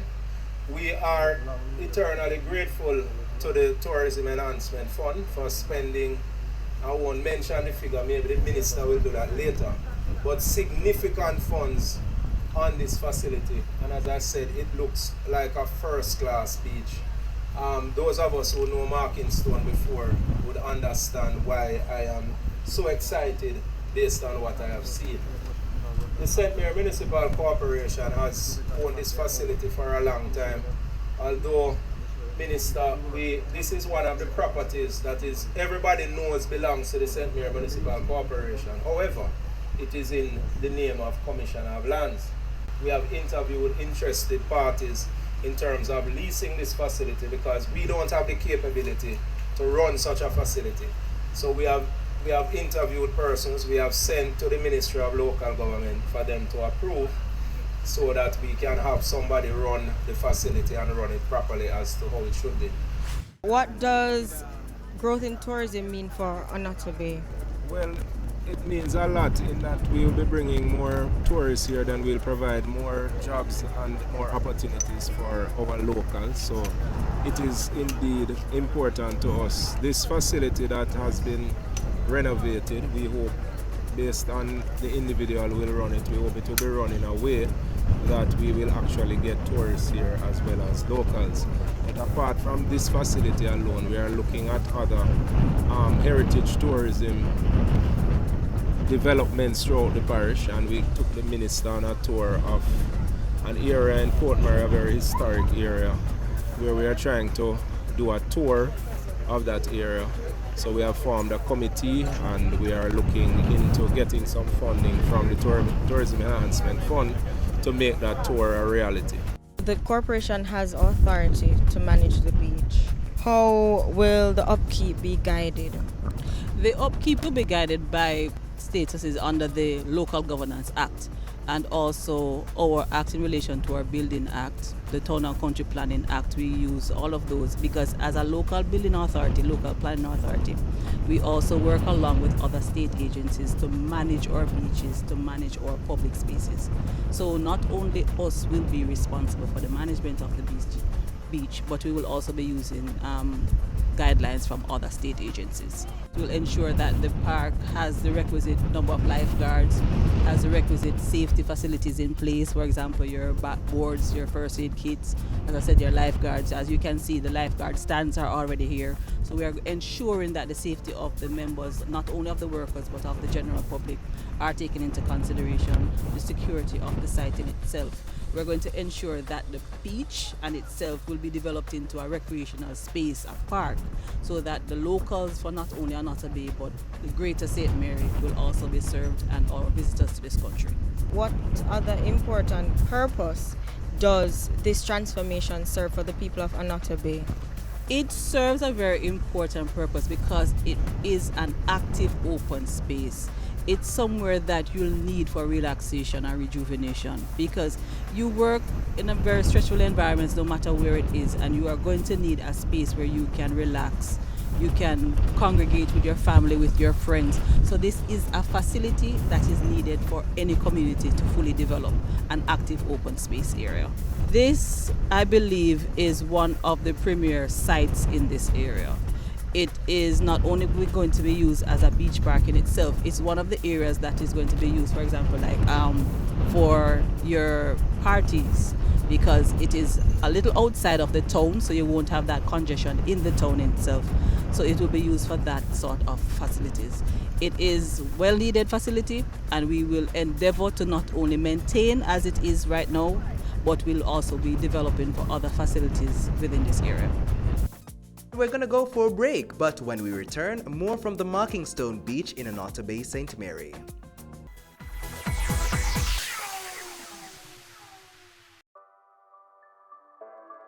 Sundays at 4:30 p.m. It's all about Home Sweet Home. Get your half-hour dose of the business of real estate, from laws and concepts to reality, building, buying, or renting. Or what about trends in decor or renovations? Home Sweet Home will keep you up to date.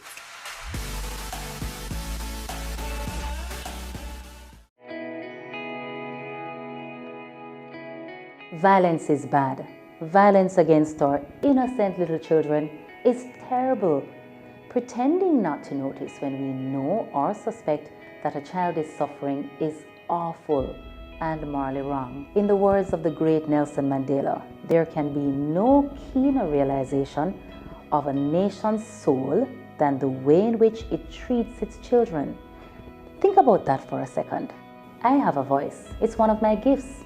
I intend to use it on behalf of our children. No more violence against our children. Make your move to stop violence against our children right now. No more. No more. No more. It's season 12, and Wealth Magazine Business Access is here to keep you business savvy.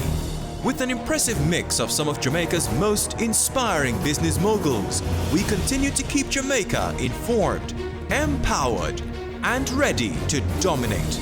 Tune in Sundays at 5 p.m. only on BATV. You're watching Business Access. Business Access. Business Access. Business Access TV. Serious about business.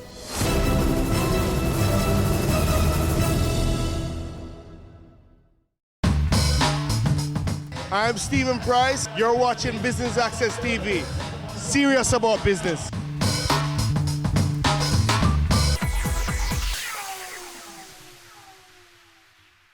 And we're back. Thanks for staying with us for the coverage of the opening of the Marking Stone Beach held in Annotto Bay, St. Mary. Here's more.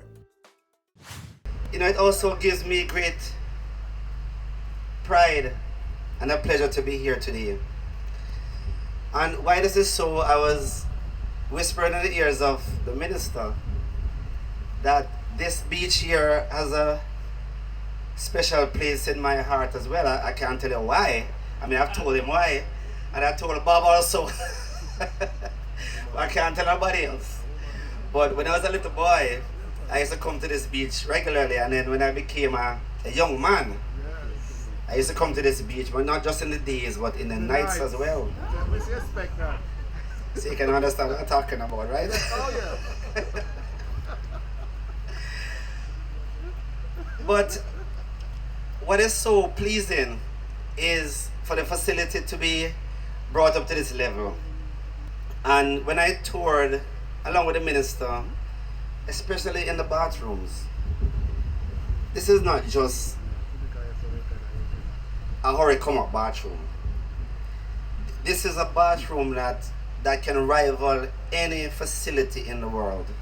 I mean, the bathroom is well put together. And Bob, this is something that I hope, I may have mentioned it before, and I guess all the speakers will mention it, that building these properties is one thing, but to maintain them is the other thing.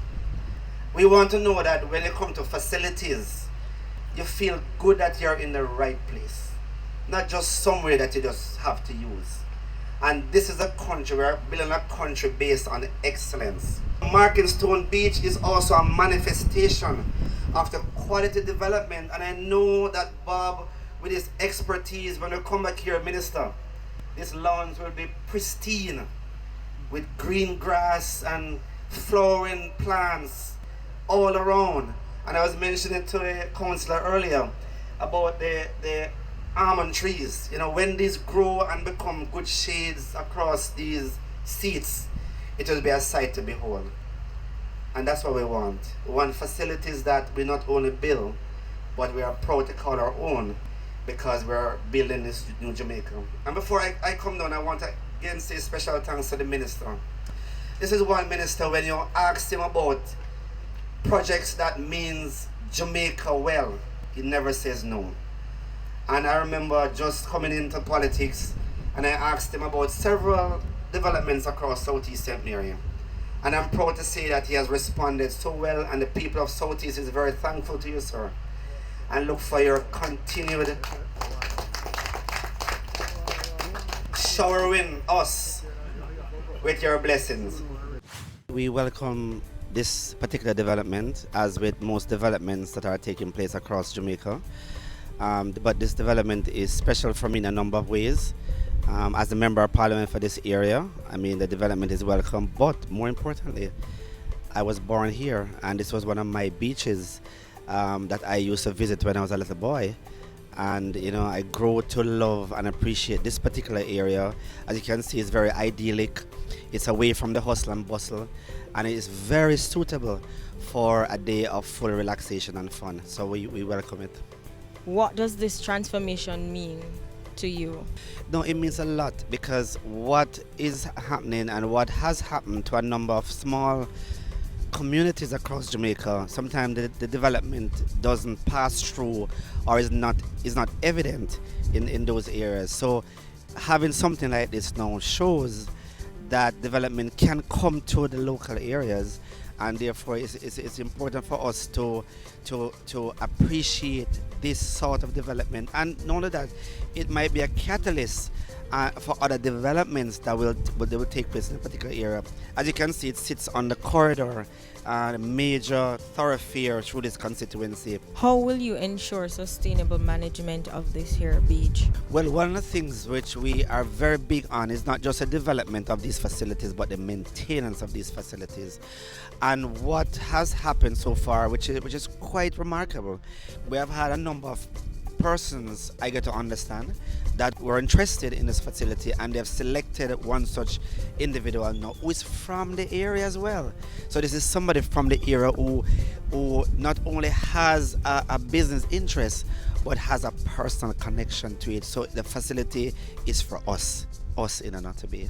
I'd like to say thank you very much to the Minister, to TEF, and all the persons who have participated in this, to the Municipal Corporation, the Mayor, and the Councillor of this particular division, which is the Anoto Bay division, for their work in getting the facility to what it is. And we are happy for it, and I'm sure going forward, the persons who will use the facility will also find that it is a welcome addition to what we have.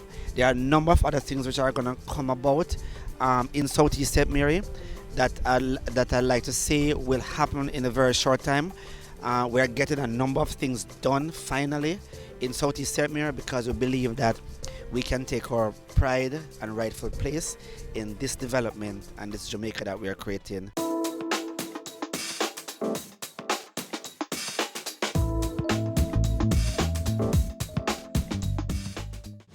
I'm therefore pleased to be here today to hand over an upgraded Marking Stone beach to complement your offerings. The beach was upgraded by the Tourism Enhancement Fund at a cost of $38.3 million as part of its National Beach Development Program.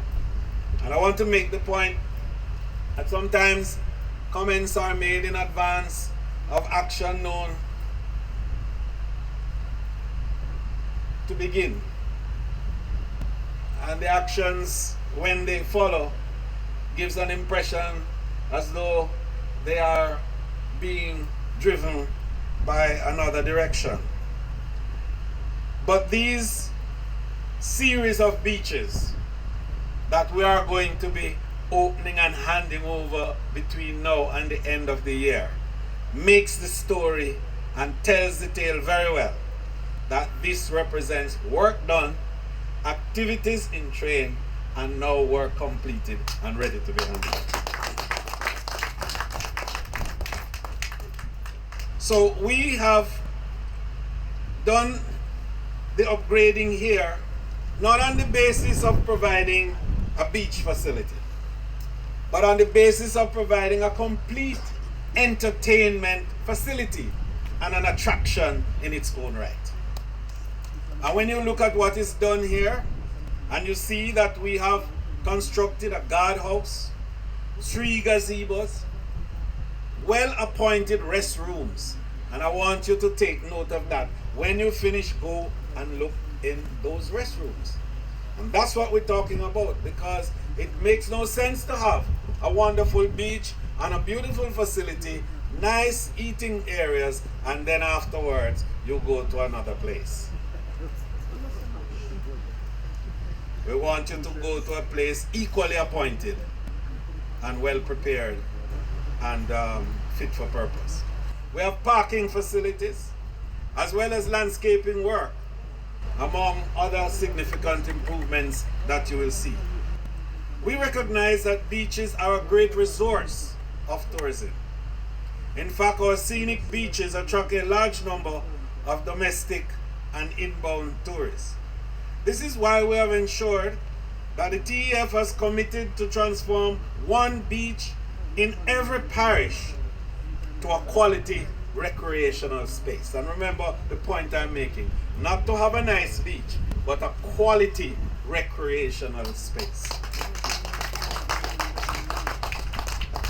And it must operate at the highest and best international standards for a country such as ours. And it must be available to residents and visitors alike.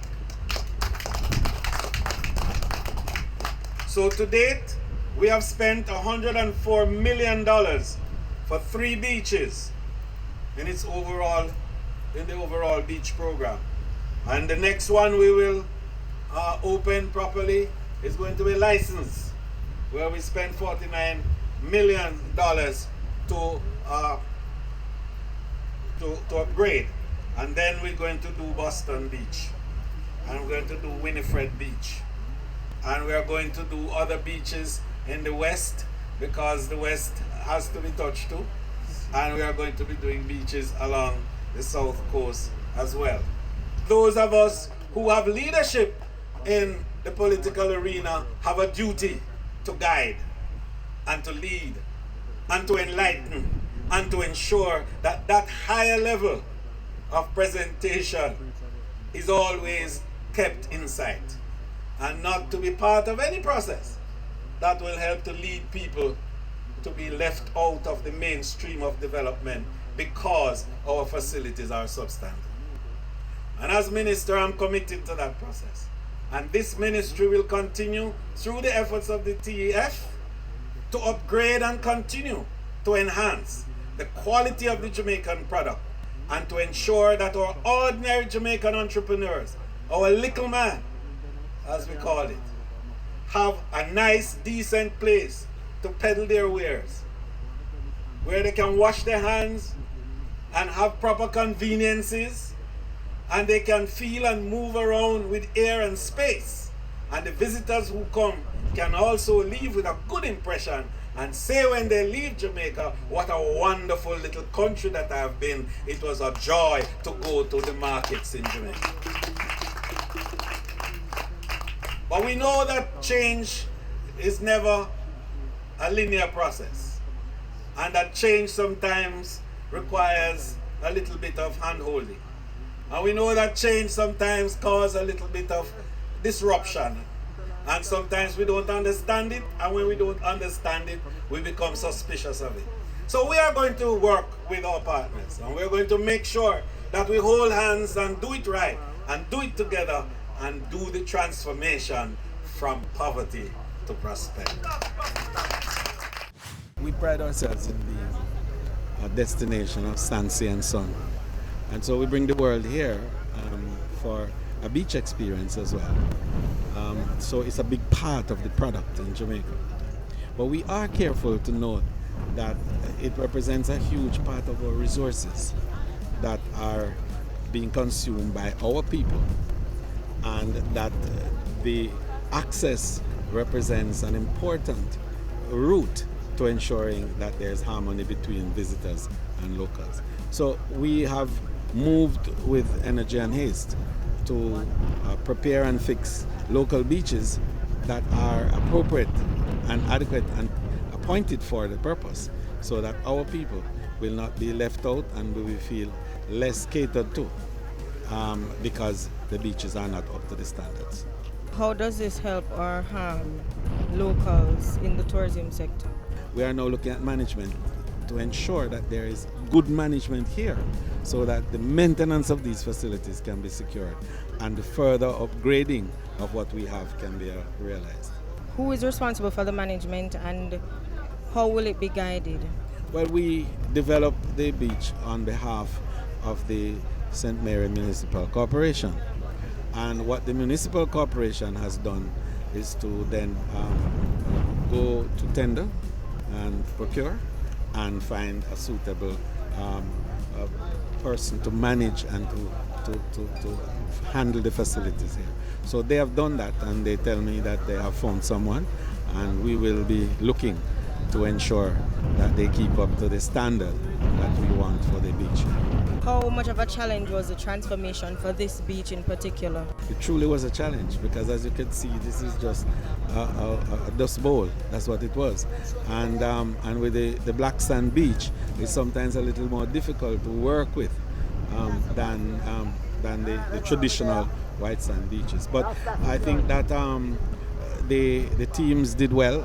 Our technical people from TEF and TPDCO who drove the process were enough to the task, and they did a great job, and I'm satisfied that it didn't take us as long as we thought. In fact, we figured it might have been a little over a year when we started, but we were able to do it within a year, and I thank them for that efficiency.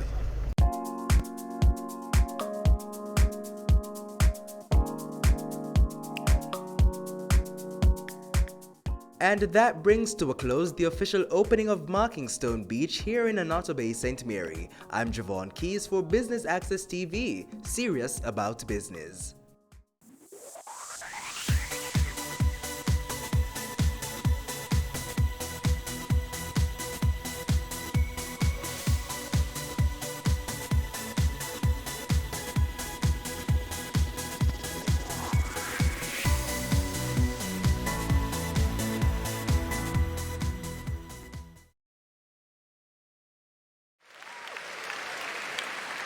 I do have a dream, and I know you have a dream, that we can make Jamaica the place of choice for you to choose to live, to work, to do business.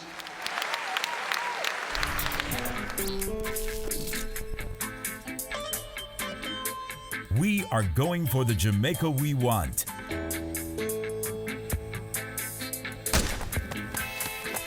Making steady progress to achieve the Sustainable Development Goals in our National Development Plan, Vision 2030 Jamaica. We have teamed up with valued partners, working through strong institutions to reduce inequalities in our society. We commit to being responsible in our production and consumption, ensuring we build sustainable communities in harmony with nature. Jamaica is making significant strides in providing quality, lifelong education for all, enabling our people to be engaged in decent work to drive economic growth, equipping men and women with the skills to build resilient infrastructure, promote sustainable industry, foster innovation, and utilize new technologies. Urgent action is being taken to manage natural resources responsibly, protecting clean water sources, ensuring access to water and sanitation for all, diversifying to alternative energy sources, conserving our environment and sustaining life below water and on land. Jamaica is making moves to ensure healthy lifestyles for the well-being of our people. We're promoting sustainable agriculture to achieve food security, improve nutrition, and end extreme hunger, putting in the work to end poverty in all its forms. We're on track in achieving our Sustainable Development Goals through realizing our Vision 2030 Jamaica. We will leave no one behind. And I'm chilling right now, cause we're winning right now. Business current affairs you can relate to. Frank, credible discussion. On point, dissecting the issues, offering solutions to Jamaica's challenges. On Point, Thursdays at 8 p.m. on Business Access TV.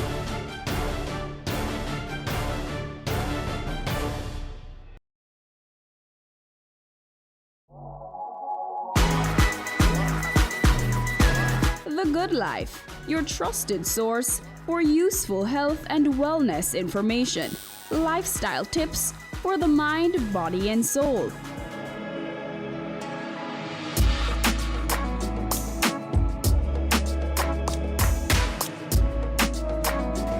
Tune in Tuesdays at 8:30 p.m. on Business Access TV. They say it takes a village to raise a child, but the world will one day need the leadership of that child. The time you spend with your child matters. It stimulates their minds and shapes the way they act. Talk with your children. Help them to better understand the world around them and to value what is truly precious. Above all, the most valuable gift you can give them is love. Play, talk, teach, love. Take the time. It makes all the difference. A message from the Parenting Helpline and Ad Council Jamaica. Listen. Can you recognize these sounds? Games have been an integral part of all cultures and are one of the oldest forms of human social interaction. It's easy to forget, though, that just 50 years ago, digital gaming existed only in a few laboratories around the world. From the laboratory to arcades, video games have rapidly and radically evolved in the past half-century. With the opening of amusement parks coupled with the advance in technology, the gaming industry has evolved from simple console games to highly technical ones. Undoubtedly, there is opportunity for employment where game technicians provide mechanical and electronic services, clean and transport the units, and must make detailed diagnostics and reports. On this episode of Career Moves, we take a look at how one man has taken advantage of this niche market.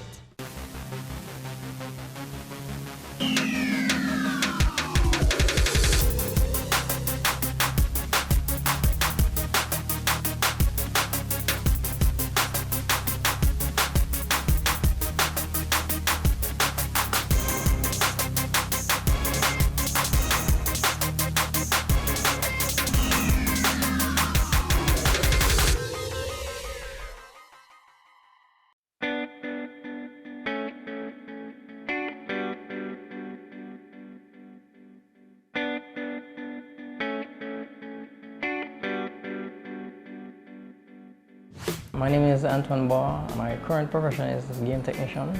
Well, a game technician, you basically service the games, install the games, fix the games, anything that arises that has to do with games, console game, arcade games, you name it.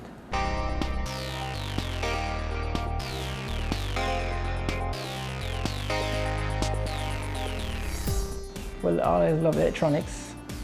Not, my father did electrical, but I always love electronic side of it, components, gadgets, that sort of thing, because I used to like pull my toys apart and put them back together, just to see how it works and that sort of thing. So I went in mostly to electronics, so I went to Excelsior Community College and there I did electronics for 2 years, a certificate course. And then from there I went to UTech and did an electrical course, but it was actually electrical and electronics. So, that kind of helped me to become prepared to do what I need to do.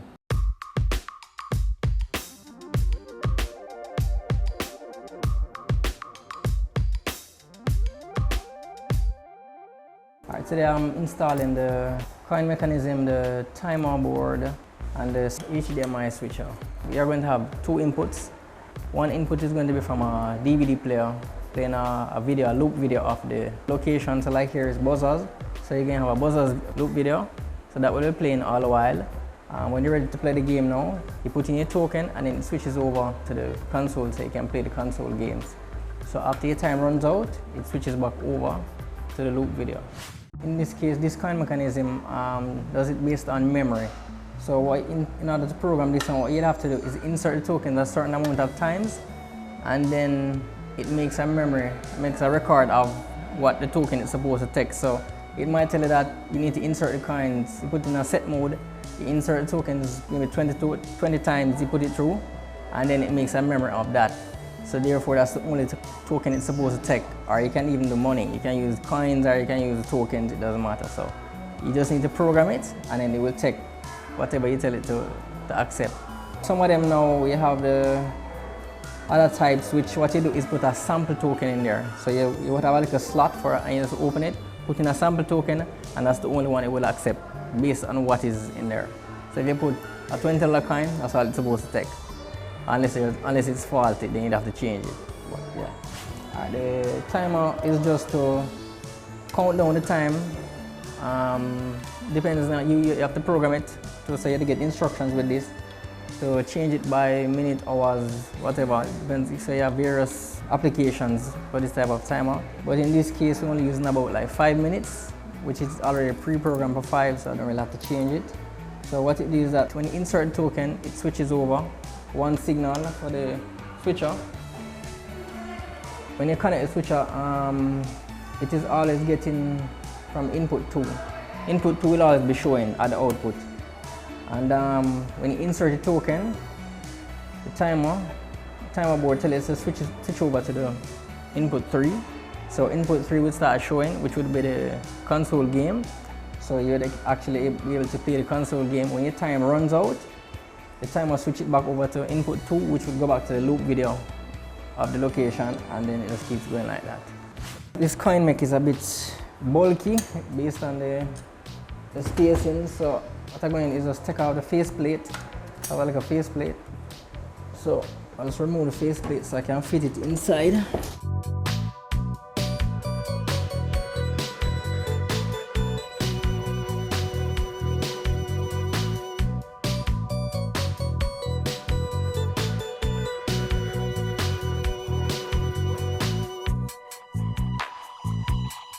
If there's something that I'm having a problem with or I was having trouble with, I might go and research it, YouTube, that sort of thing, download the videos, save them, and maybe store them to my phone so just in case when I have to deal with that problem again, I can just pull up the video, look at it, give myself a reminder to make it much easier instead of, have to keep researching every time, so that might just save the videos. Like for TV repairs are a little bit trickier. So I might save some information on that, save some videos on that. It depends on the problem because there are different problems associated with different areas. So they kind of break down which problem, so they kind of isolate the problem instead of just one general thing. So you have different problems and you can just have little videos of all of those. And you can just go back to that like one video of maybe 10 minutes and watch that video just based on that problem. So you know if that's problem you have in our, so that sort of thing. So that's what I use mostly to help me.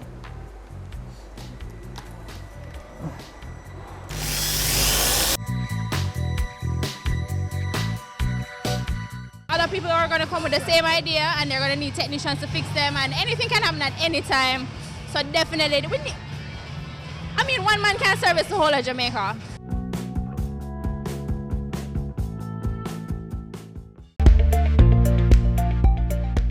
Internal audit.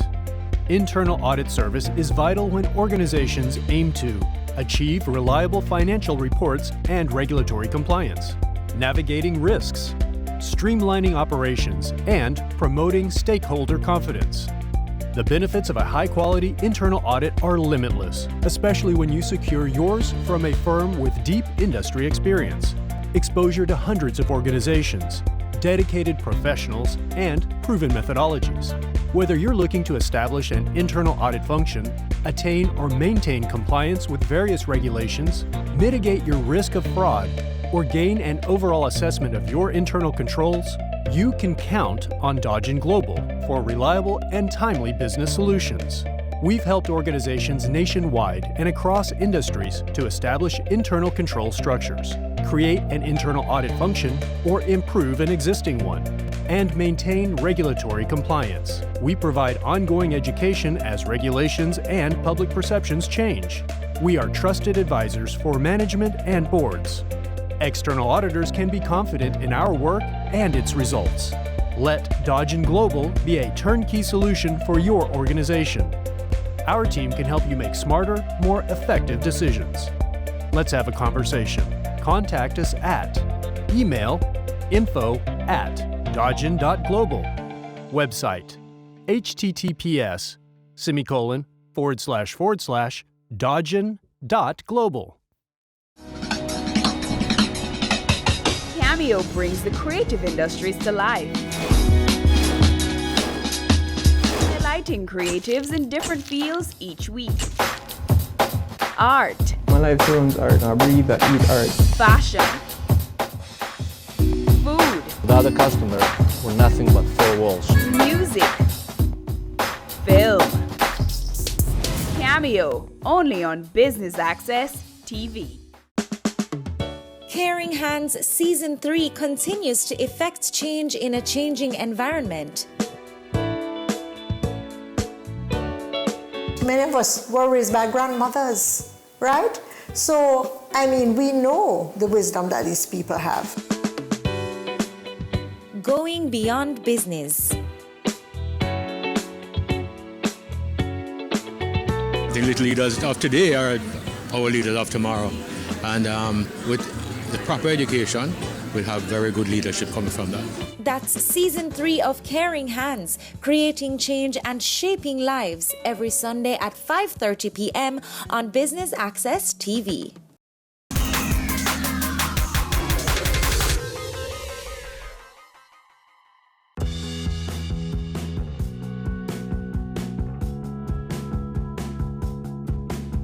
I definitely think there's a need for more technicians, game technicians actually, to service the games in here. As you can see, many games, and this is just one in the island. Social activities, and I like the fact that someone came up with this concept to bring in a lot of games such as these. I never actually thought about that, but seeing as they're bringing this now to Jamaica, I am thinking that they're going to have a need for more game technicians, most definitely. Honestly, I don't think we have a lot of persons like that, especially in Jamaica. So I believe that yes, people can venture into that field. And definitely other people are going to come with the same idea, and they're going to need technicians to fix them, and anything can happen at any time. So definitely, one man can't service the whole of Jamaica.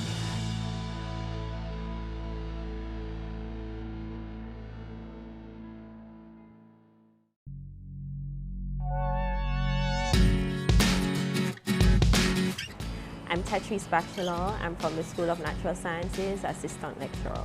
An electronic engineer is an engineer that works on the electronic components of any system.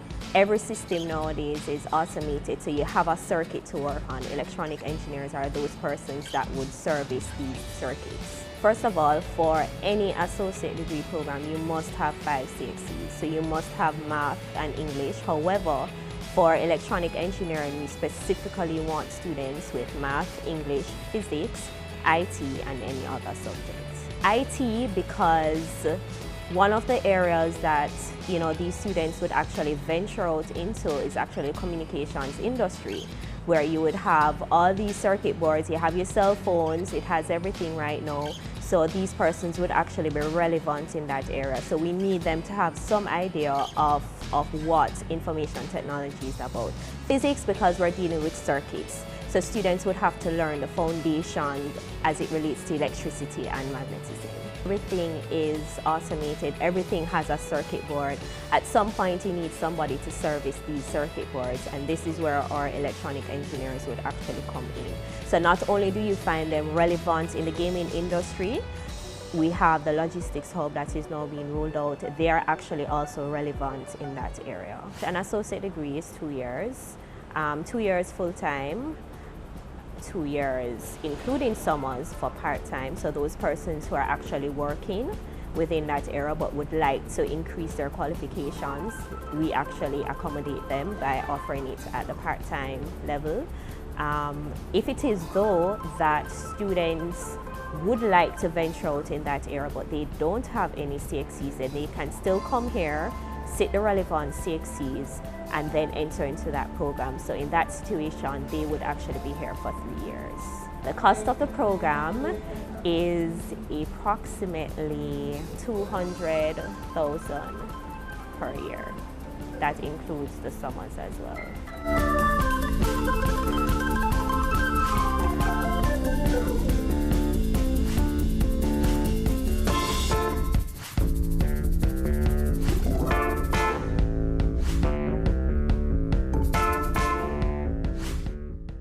Here are some prerequisites for a job as a game technician.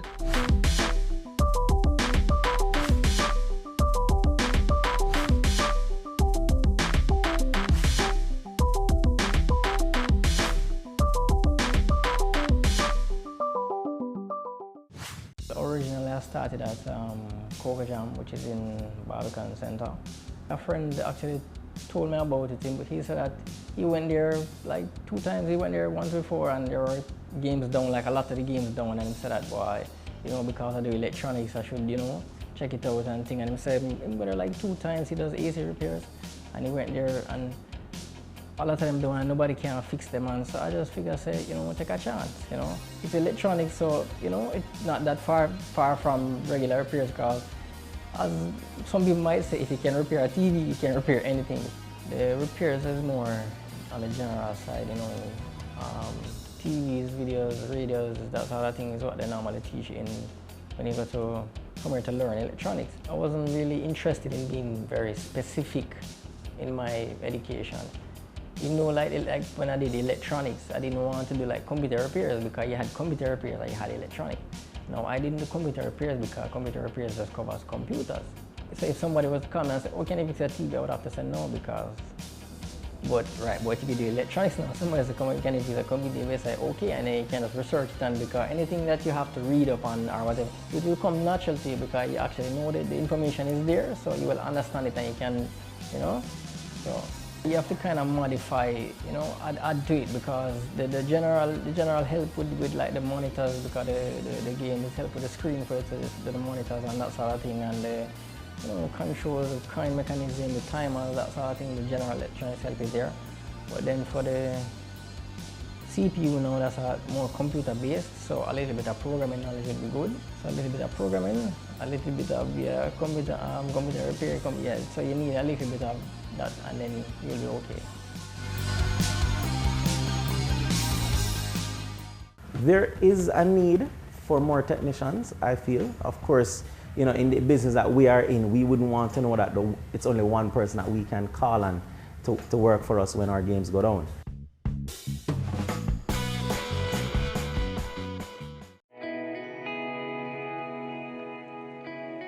Every day you wake up, you have another opportunity to make this little island better, safer, a place where we all can be proud to call home. It's time we all recognize that every little thing we do has an impact on the Jamaica we live in now and the country we're leaving for our children. So promise me this, promise yourself this: no more will we tolerate criminals, even if it's our relatives. Tell them they're doing something wrong. Tell them to stop.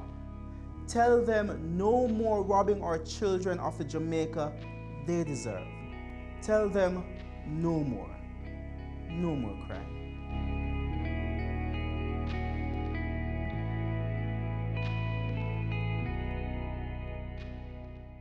Ready for cable for as little as $100? Ready for no monthly cable bill? Ready for 10 TV channels absolutely free? Then pick up our Ready TV box at authorized stores for $4,500. Hook it up to your TV set, then top it up with Ready Credit for 1, 7, or 30 days. Buy now and get $1,000 free Ready Credit and start watching your favorite shows. Pick it up, hook it up, top it up. Ready TV. Prepaid cable TV when you're ready. Now serving Kingston and St. Catherine. Limited time offer while stocks last. Conditions apply. They say it takes a village to raise a child, but the world will one day need the leadership of that child. The time you spend with your child matters. It stimulates their minds and shapes the way they act. Talk with your children. Help them to better understand the world around them and to value what is truly precious. Above all, the most valuable gift you can give them is love. Play, talk, teach, love. Take the time. It makes all the difference. A message from the Parenting Helpline and Ad Council Jamaica.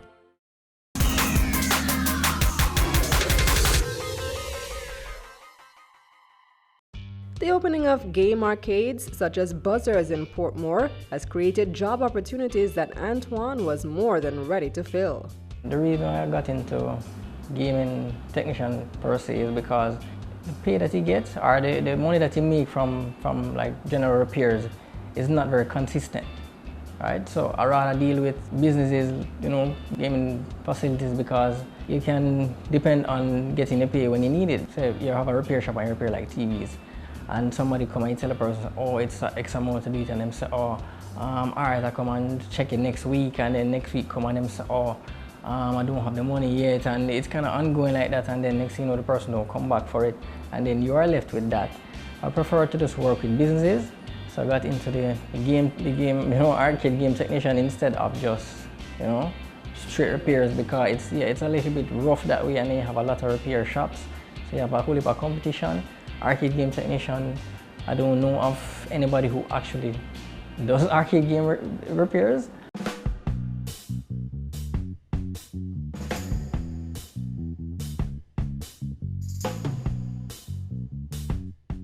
Philippe Edwards, Marketing Director at Buzzers. Well, Buzzers came out of two reasons really. One, a reason for me, I wanted to stay in Portmore, stay in Jamaica and the business. And I met with Tyrone Williams, who is our Managing Director, through a mutual friend, and he expressed his interest in doing some business in Portmore as well. And once we sat down to, knock our heads basically, we came out, he expressed some interest that he had, and I think all he wanted was a confirmation that this was a good business idea. And we started from there. The facility itself is in total 6,000 plus square foot. 4,000 plus of that is all gaming. So we feature arcade style games and we have console games, which is pretty much a creation of our own. We've now made PlayStation and Xbox console games coin activated. And we also feature brand new technology, which is brand new to the Caribbean, which is our 5D simulators. And I'm sure once you've experienced it, it's like nothing else. There is a need for more technicians, I feel. Of course, in the business that we are in, we wouldn't want to know that it's only one person that we can call on to work for us when our games go down. These games are pretty demanding. It all comes down to usage. If we have very busy weekends, then on a Monday we're calling the technician up to come and make minor repairs as well as major repairs. So it's pretty much a week by week situation. During the process of putting this whole thing together, we had that as a concern. We definitely knew we were going to need expertise. We were going to need somebody to maintain these equipment, especially with the fact that we got them halfway around the world. We found him. We're not going to disclose how we found him, but we found him, and he has been like a diamond to us. He has came in and fit in so many different areas of what we're doing. The 5D technology, he himself, almost single-handedly put all of that together with correspondence from our overseas contacts. I can go right ahead and tell you that we have a lot of intentions to expand, and we're looking at training staff. We've also had Antoine on board training our staff. So we have in-house staff that's able to fix minor problems. And so, as we expand, we hope to carry Antoine with us on that journey, for him to be there to install equipment and to maintain and train our staff on a continued basis.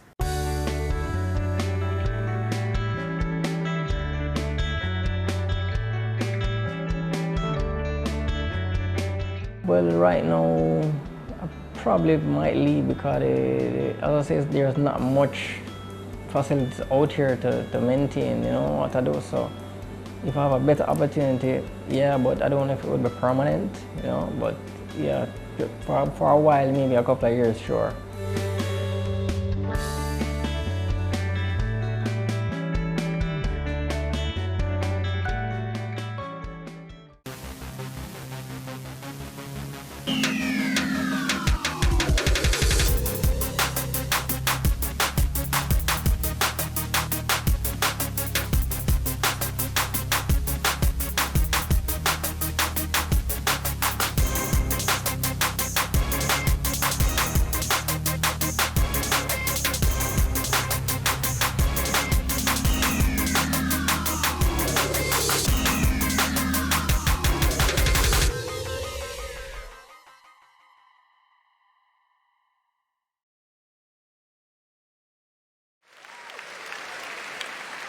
I do have a dream, and I know you have a dream, that we can make Jamaica the place of choice for you to choose to live, to work, to do business.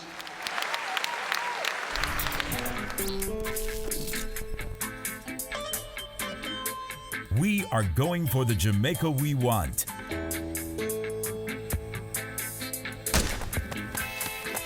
Making steady progress to achieve the Sustainable Development Goals in our National Development Plan, Vision 2030 Jamaica. We have teamed up with valued partners, working through strong institutions to reduce inequalities in our society. We commit to being responsible in our production and consumption, ensuring we build sustainable communities in harmony with nature. Jamaica is making significant strides in providing quality, lifelong education for all.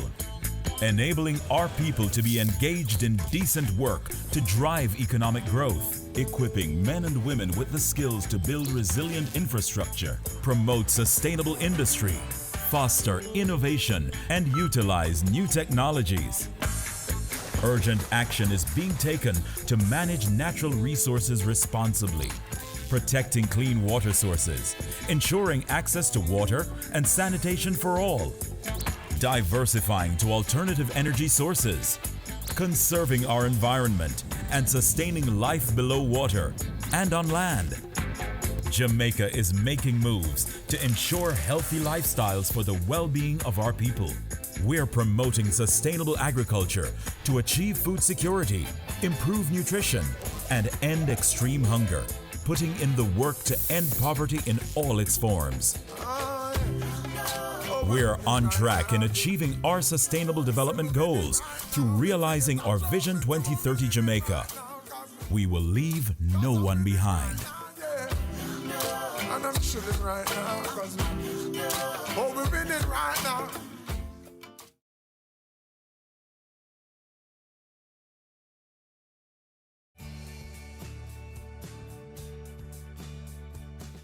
The Jamaica Stock Exchange wishes to help to develop the social sector.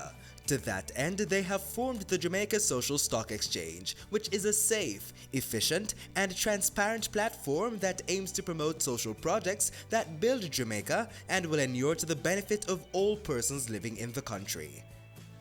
The Jamaica Stock Exchange is a company that encourages and mobilizes capital for the main market.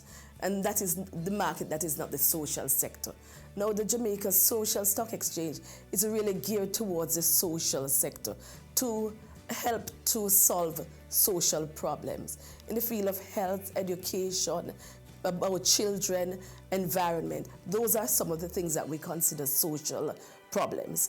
And so it is to mobilize the capital, allow persons who have a desire to invest in a social good, to invest in the social stock exchange. It is designed in two parts. In phase one, where we look at social investment, and phase two, where we look at social impact investment. Now, in phase one, really what we are saying is it is donation. An organization will have a social issue and design it into a project or a program and invite Jamaicans or persons within the diaspora or the entire world to fund this program. Now in phase two, you're going to get a return on investment which is not social. You will be getting shares, natural shares, as you would get if you invested in the Jamaica Stock Exchange. And what you'll get is a return on capital, which is possibly dividend or an appreciation in that share. The Jamaica Social Stock Exchange does more than ask for the funding of these programs, but goes beyond that in terms of monitoring, ensuring that these programs are meeting the targets and the reason for them to have asked for funding in the first place. When we look at this new sector, it is important because holistically, if you do not look on the social sector, you do not improve the other sectors. We want to encourage all businesses in Jamaica to have a corporate social responsibility because it is good for encouraging and the growth and development of businesses.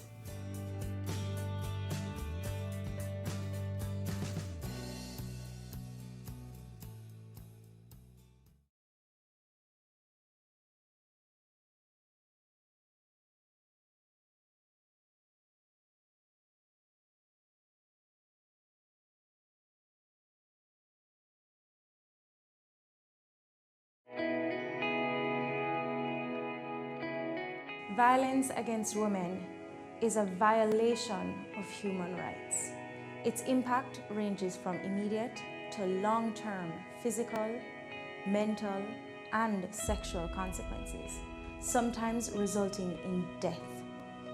it negatively impacts women's general well-being and can prevent us from fully participating in society. Be a better human being. No more violence against women. No more.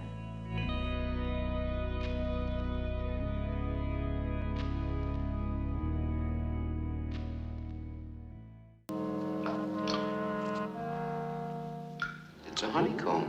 It can't be, it's too big. About 100 million years ago, bees were more like wasps,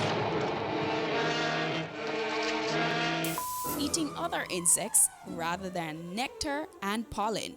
It's unclear exactly when bees decided to become vegetarians, but considering the choice between eating a fly and some delicious sweet-tasting nectar from a cherry tree in full bloom, it seems like a good decision. This week on The Good Life, we look at the honeybee and the benefits of the sweet, viscous food it provides.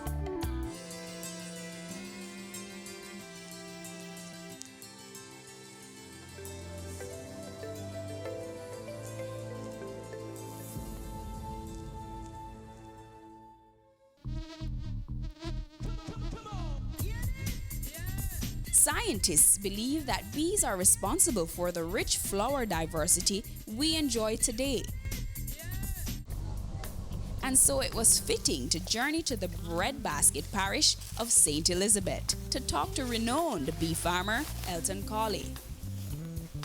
The bee is very important to life itself. The bee supports about 60% of the food production.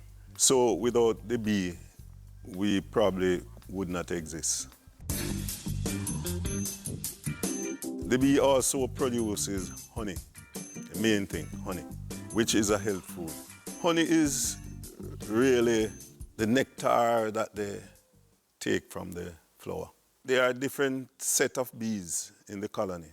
You have the worker who collects nectar. You have the nurse bee, that is the newly emerged bees.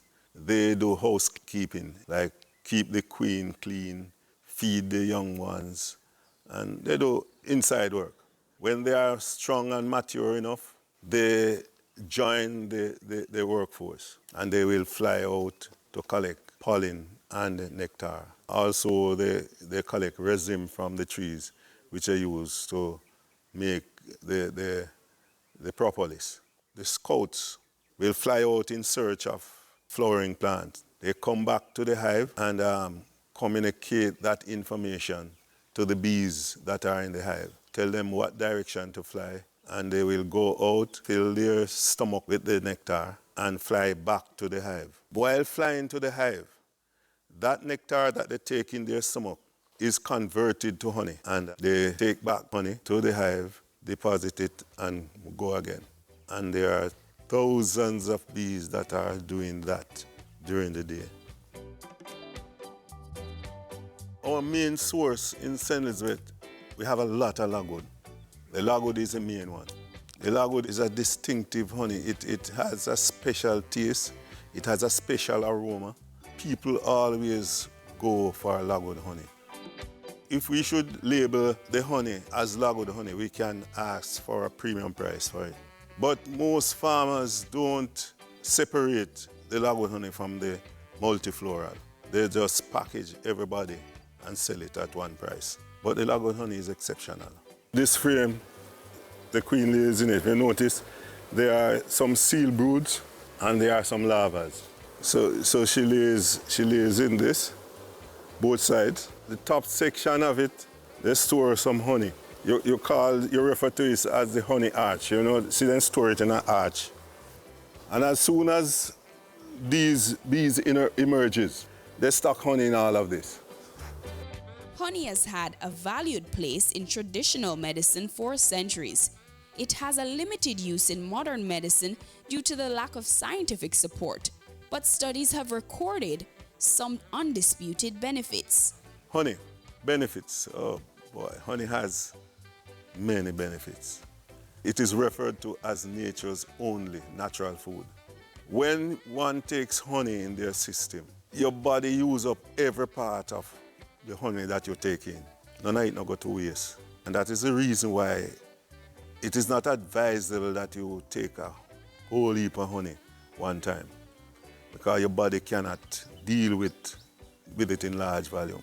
If you have any fungal infection, whether your hair, your skin, your eyes, between your toes, you apply a small coat of honey and you're good to go. When you take honey, it energizes you. It relaxes the nerves. It is suggested that you drink a teaspoonful of honey each night just before you go to your bed.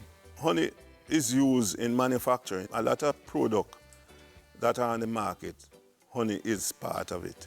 The health food stores do use honey in some of the products. In addition to those benefits, studies have shown that raw honey is linked to healthy weight management when substituted for sugar as a sweetener. Raw honey is said to also activate hormones that suppress the appetite. Raw honey raises levels of health-promoting antioxidants in the body, especially those that have been shown to reduce the risk of heart disease and cancer. In the process of making honey, the bee also produces other health foods. There is also the pollen. It is also a health food. It's one of the high energy food that they produce for themselves. Pollen, it's not recommended that you mix it into a hot drink. If you expose it to a high temperature, it will destroy the enzymes in the product. So it will basically be useless. You can use it on your salad, you can mix it in your fruit drink, and you can eat it straight. Because of its multiple health purposes, it can be used widely. Bee pollen contains more protein than any animal source and more amino acids than an equal weight of eggs or beef. It is also in raw honey, which is known to ward off infections and provide natural allergy relief. The wax is another product of the hive. They will eat back some of that honey. That's the mature bees. And there's a special gland inside of them that convert the honey to wax. That wax they use to build the combs and to build the cells and to seal it whenever they fill it with honey. When we extract the honey, we find ourselves with the extra wax. We can either sell it or use it back in the hive. The wax that is sold is often used in the hair and beauty industry as an ingredient in lip balms and natural makeup. It is used in moisturizing body bars to combat chronically dry skin, eczema, and other irritating skin conditions, and is excellent for conditioning and strengthening braids and dreadlocks. The bees produce the propolis mainly from the resin of plants, and they mix it with some enzymes and other products. The propolis have antibiotic propensity, so they use it to sterilize everything inside there. Even when the bees go out and collect, they have to pass through the entrance, which is coated with propolis. It helps to clean the system. If something goes in the hive and they cannot manage to take it out, they propolize it. You use the propolis to seal it so it cannot contaminate anything inside there. When the bees work inside there, the honey, the bee bread, the pollen, whatever they store inside there, it is not contaminated. It is clean. The only time that any product from the hive will be contaminated is after it is taken out. It depends on how you process it. Not many of us have started extracting propolis, but there's also a market for propolis. There's also a market for the royal jelly, but I don't know of anybody in Jamaica that is extracting royal jelly. It's very expensive and it's very technical to handle. There are some people who go into flavored honey. Honey can be flavored, but for medicinal, I'm certain about the honey and garlic. I do use it myself. It's a very good remedy for cough and cold.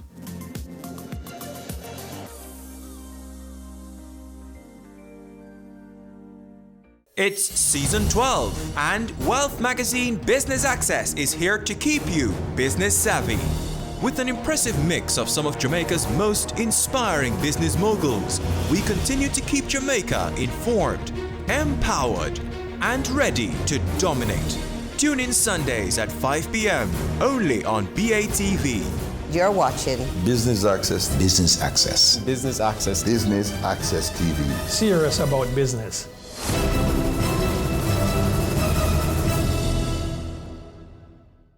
Ready for cable for as little as $100? Ready for no monthly cable bill? Ready for 10 TV channels absolutely free? Then pick up our Ready TV box at authorized stores for $4,500. Hook it up to your TV set, then top it up with Ready Credit for 1, 7, or 30 days. Buy now and get $1,000 free Ready Credit and start watching your favorite shows. Pick it up, hook it up, top it up. Ready TV. Prepaid cable TV when you're ready. Now serving Kingston and St. Catherine. Limited time offer while stocks last. Conditions apply. We are back with another exciting, innovative, and inspiring season. It takes a lot of stick-to-itiveness, being consistent and persistent in whatever you're doing. That's the bottom line. Business exists to add value to people's lives. And if we're not doing that, might as well we lock down the store and just call it a day. It's a season 3 of Creating Wealth, Mondays at 8 p.m. on Business Access TV. Caring Hands Season 3 continues to effect change in a changing environment. Many of us were raised by grandmothers, right? So, we know the wisdom that these people have. Going beyond business. The little leaders of today are our leaders of tomorrow. And with the proper education, we'll have very good leadership coming from that. That's Season 3 of Caring Hands, creating change and shaping lives, every Sunday at 5:30 p.m. on Business Access TV.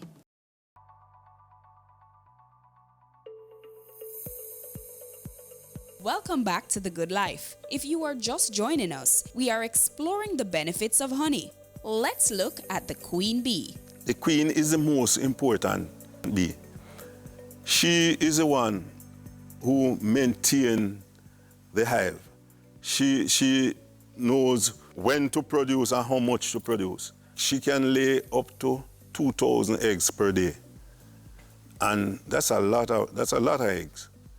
And that is why you find there are so much workers in the hive, because she's the one who lays all those eggs. She lays the drones in the drone cell when it is necessary. The more bees you have in the hive, the more efficient the hive is. So if you give them the space, they will produce and occupy all the space. The aim of keeping good hives is to keep it strong, especially when it's coming up to flowering time.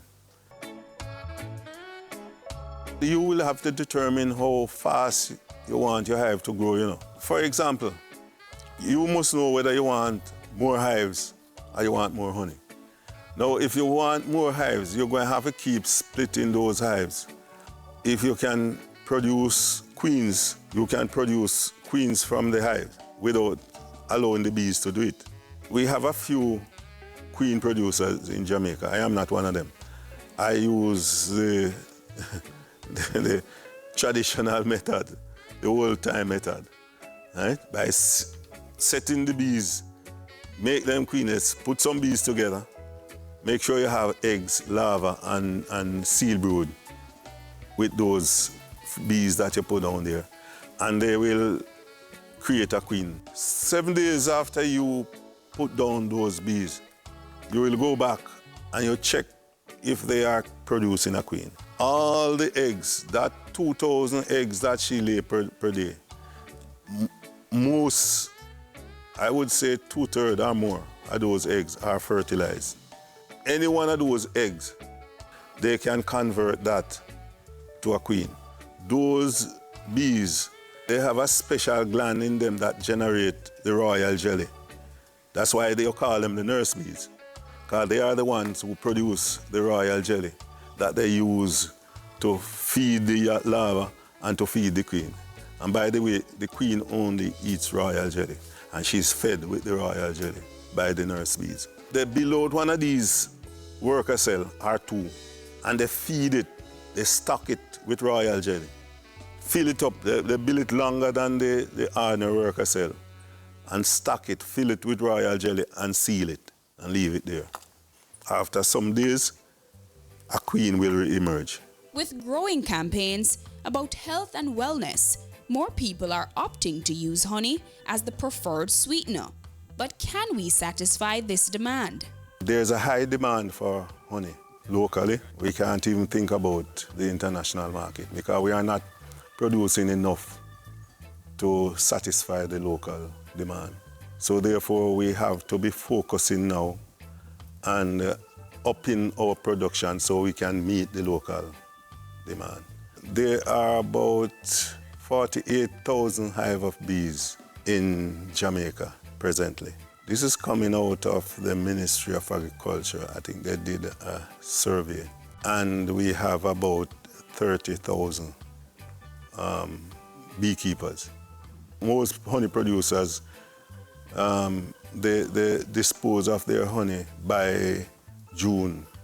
And after that, the people who have some honey still purposely hoard it so that they can ask for extremely high price. But from January to June, honey, this price is sort of stable. Though there is potential and hope for growth for the bee industry in Jamaica, Mr. Cawley outlines some hard facts about its current state that may hinder development. I would say at this point that beekeeping is a pretty expensive venture to go in. But the good thing about it, you can recover your investment within 2 years if things are normal. Bees are selling now anywhere between $15,000 and $20,000 per single colony, full single colony, 15 and 20,000. You can get it cheaper, and some people are asking more. But it depends on who is selling it, because some people just get fed up and want to get out of it, so they will sell it for any price. They will sell it for cheaper than that. So if you are lucky to find someone like that, fine. But it's not only the cost of the hive. There are some other equipment that you have to buy. You have to buy a veil. A veil is running between $3,000 and $4,000 per veil. Hive tool, probably about $1,200 or thereabout. You have a smoker running between $10,000 and $11,000. The hive body is sold at about $1,500 each. The frames are sold at $150 each. Foundation is $2,000 or more per pound. Now, if a person sells you a hive of bees for anywhere between $10,000 and $15,000, the hive body, the frames, the foundation, that will be part of that package. Here's the hive tool, the smokers, those are additional to the $15,000. The last price is about between $1,200 to $1,500 per 750 ml. The bulk honey is going about $30,000 per 22 liter, about 5 gallons. That's expensive. This type of price is as a result of the higgling. The higglers will buy the honey and they will go out there and sell it for any price. There are some people who will buy the bulk honey and keep it until these times when the honey is short. So they will go out there and sell it for some really high price.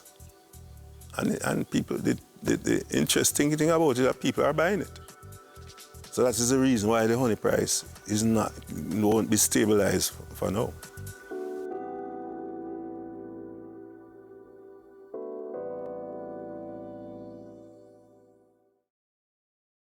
Have you seen it? It's BATV Live. Live streams of business news weekdays at 7:30 p.m. Stay on point Thursdays at 8 p.m. with our Business Current Affairs show and Weekend Business Report Saturdays at 7:30 p.m. wherever you are. Log on to our Facebook page at Business Access TV or visit our website at batvja.com. Live and at your fingertips. Business Access TV. Serious about business. Hey, what up, you guys? It's your girl, Vivica Fox, and you are watching Business Access.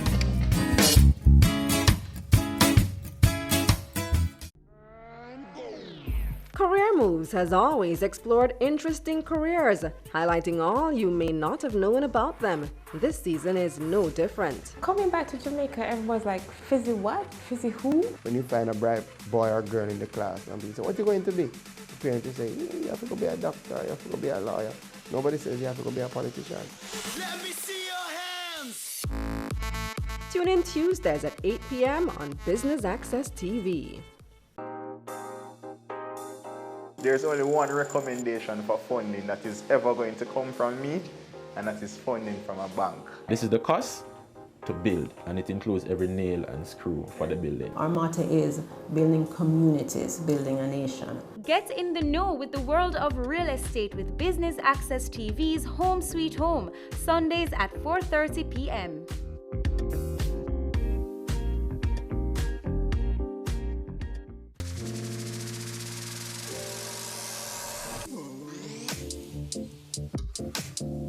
Welcome back to The Good Life. Before the break, bee farmer Elton Colley highlighted some major concerns faced by the bee industry in Jamaica.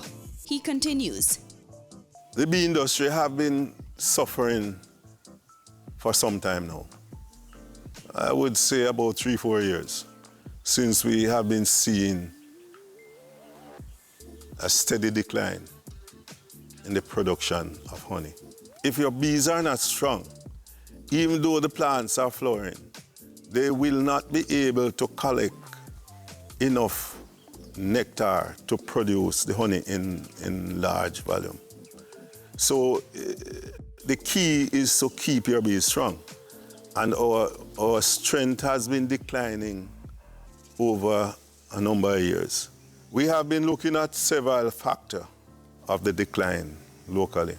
Up to this point, we haven't come to any conclusion as to what is the cause of our problem or decline in Jamaica. There was a time we were looking at a type of insecticide that the farmers use, that they say it is neonicotinoid, but they haven't come to any conclusion. We are still out there hoping for the best. We have been doing our in-house maintenance, and we are dealing with whatever other challenges we are having. But outside of bee farmers who are doing what they can to save the bee industry, who else can help? The Ministry of Agriculture. Yes, they can do a lot. Firstly, there should be some regulation as to the destruction of the plants that generate nectar for honey production. What is happening to us in St. Elizabeth?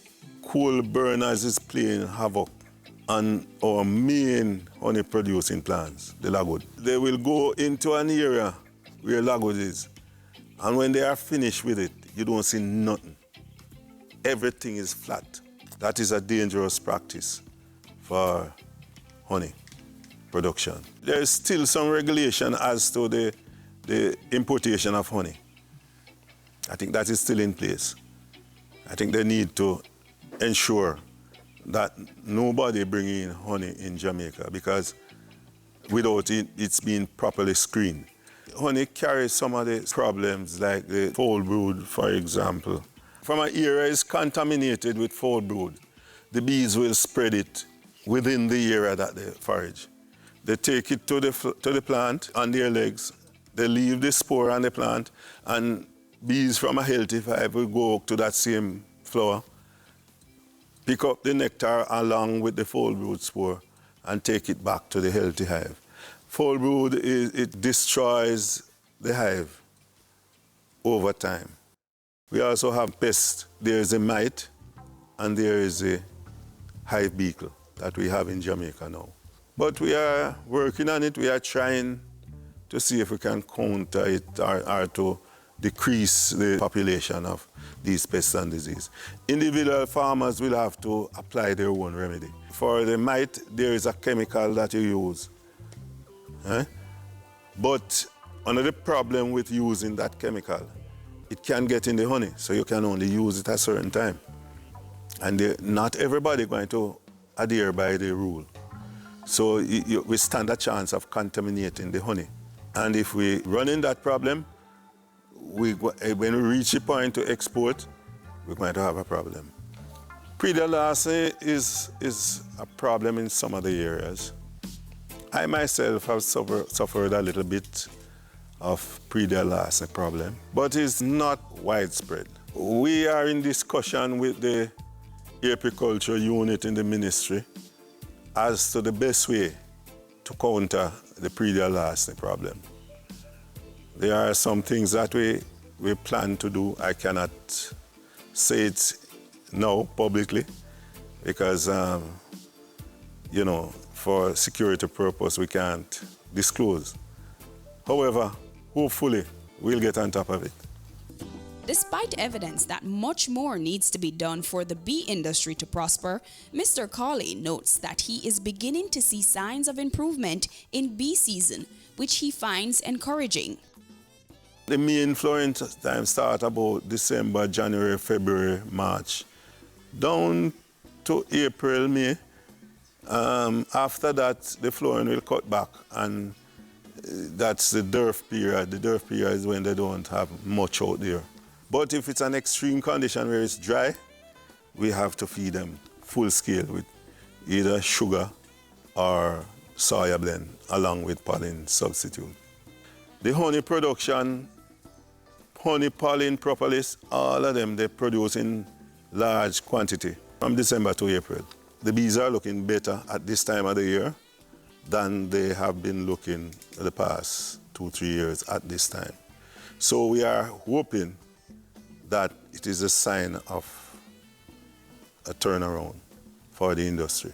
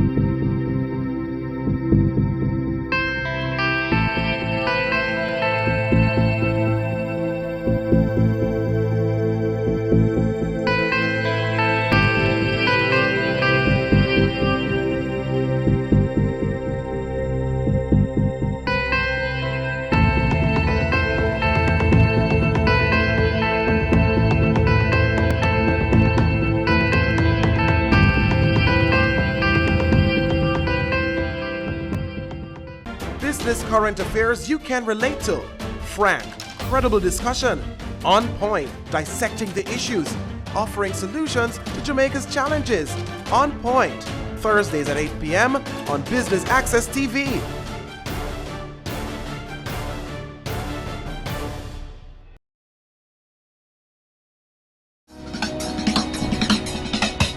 Cameo brings the creative industries to life. Highlighting creatives in different fields each week. Art. My life turns art. I breathe, I eat art. Fashion. Food. Without a customer, we're nothing but four walls. Music. Film. Cameo, only on Business Access TV.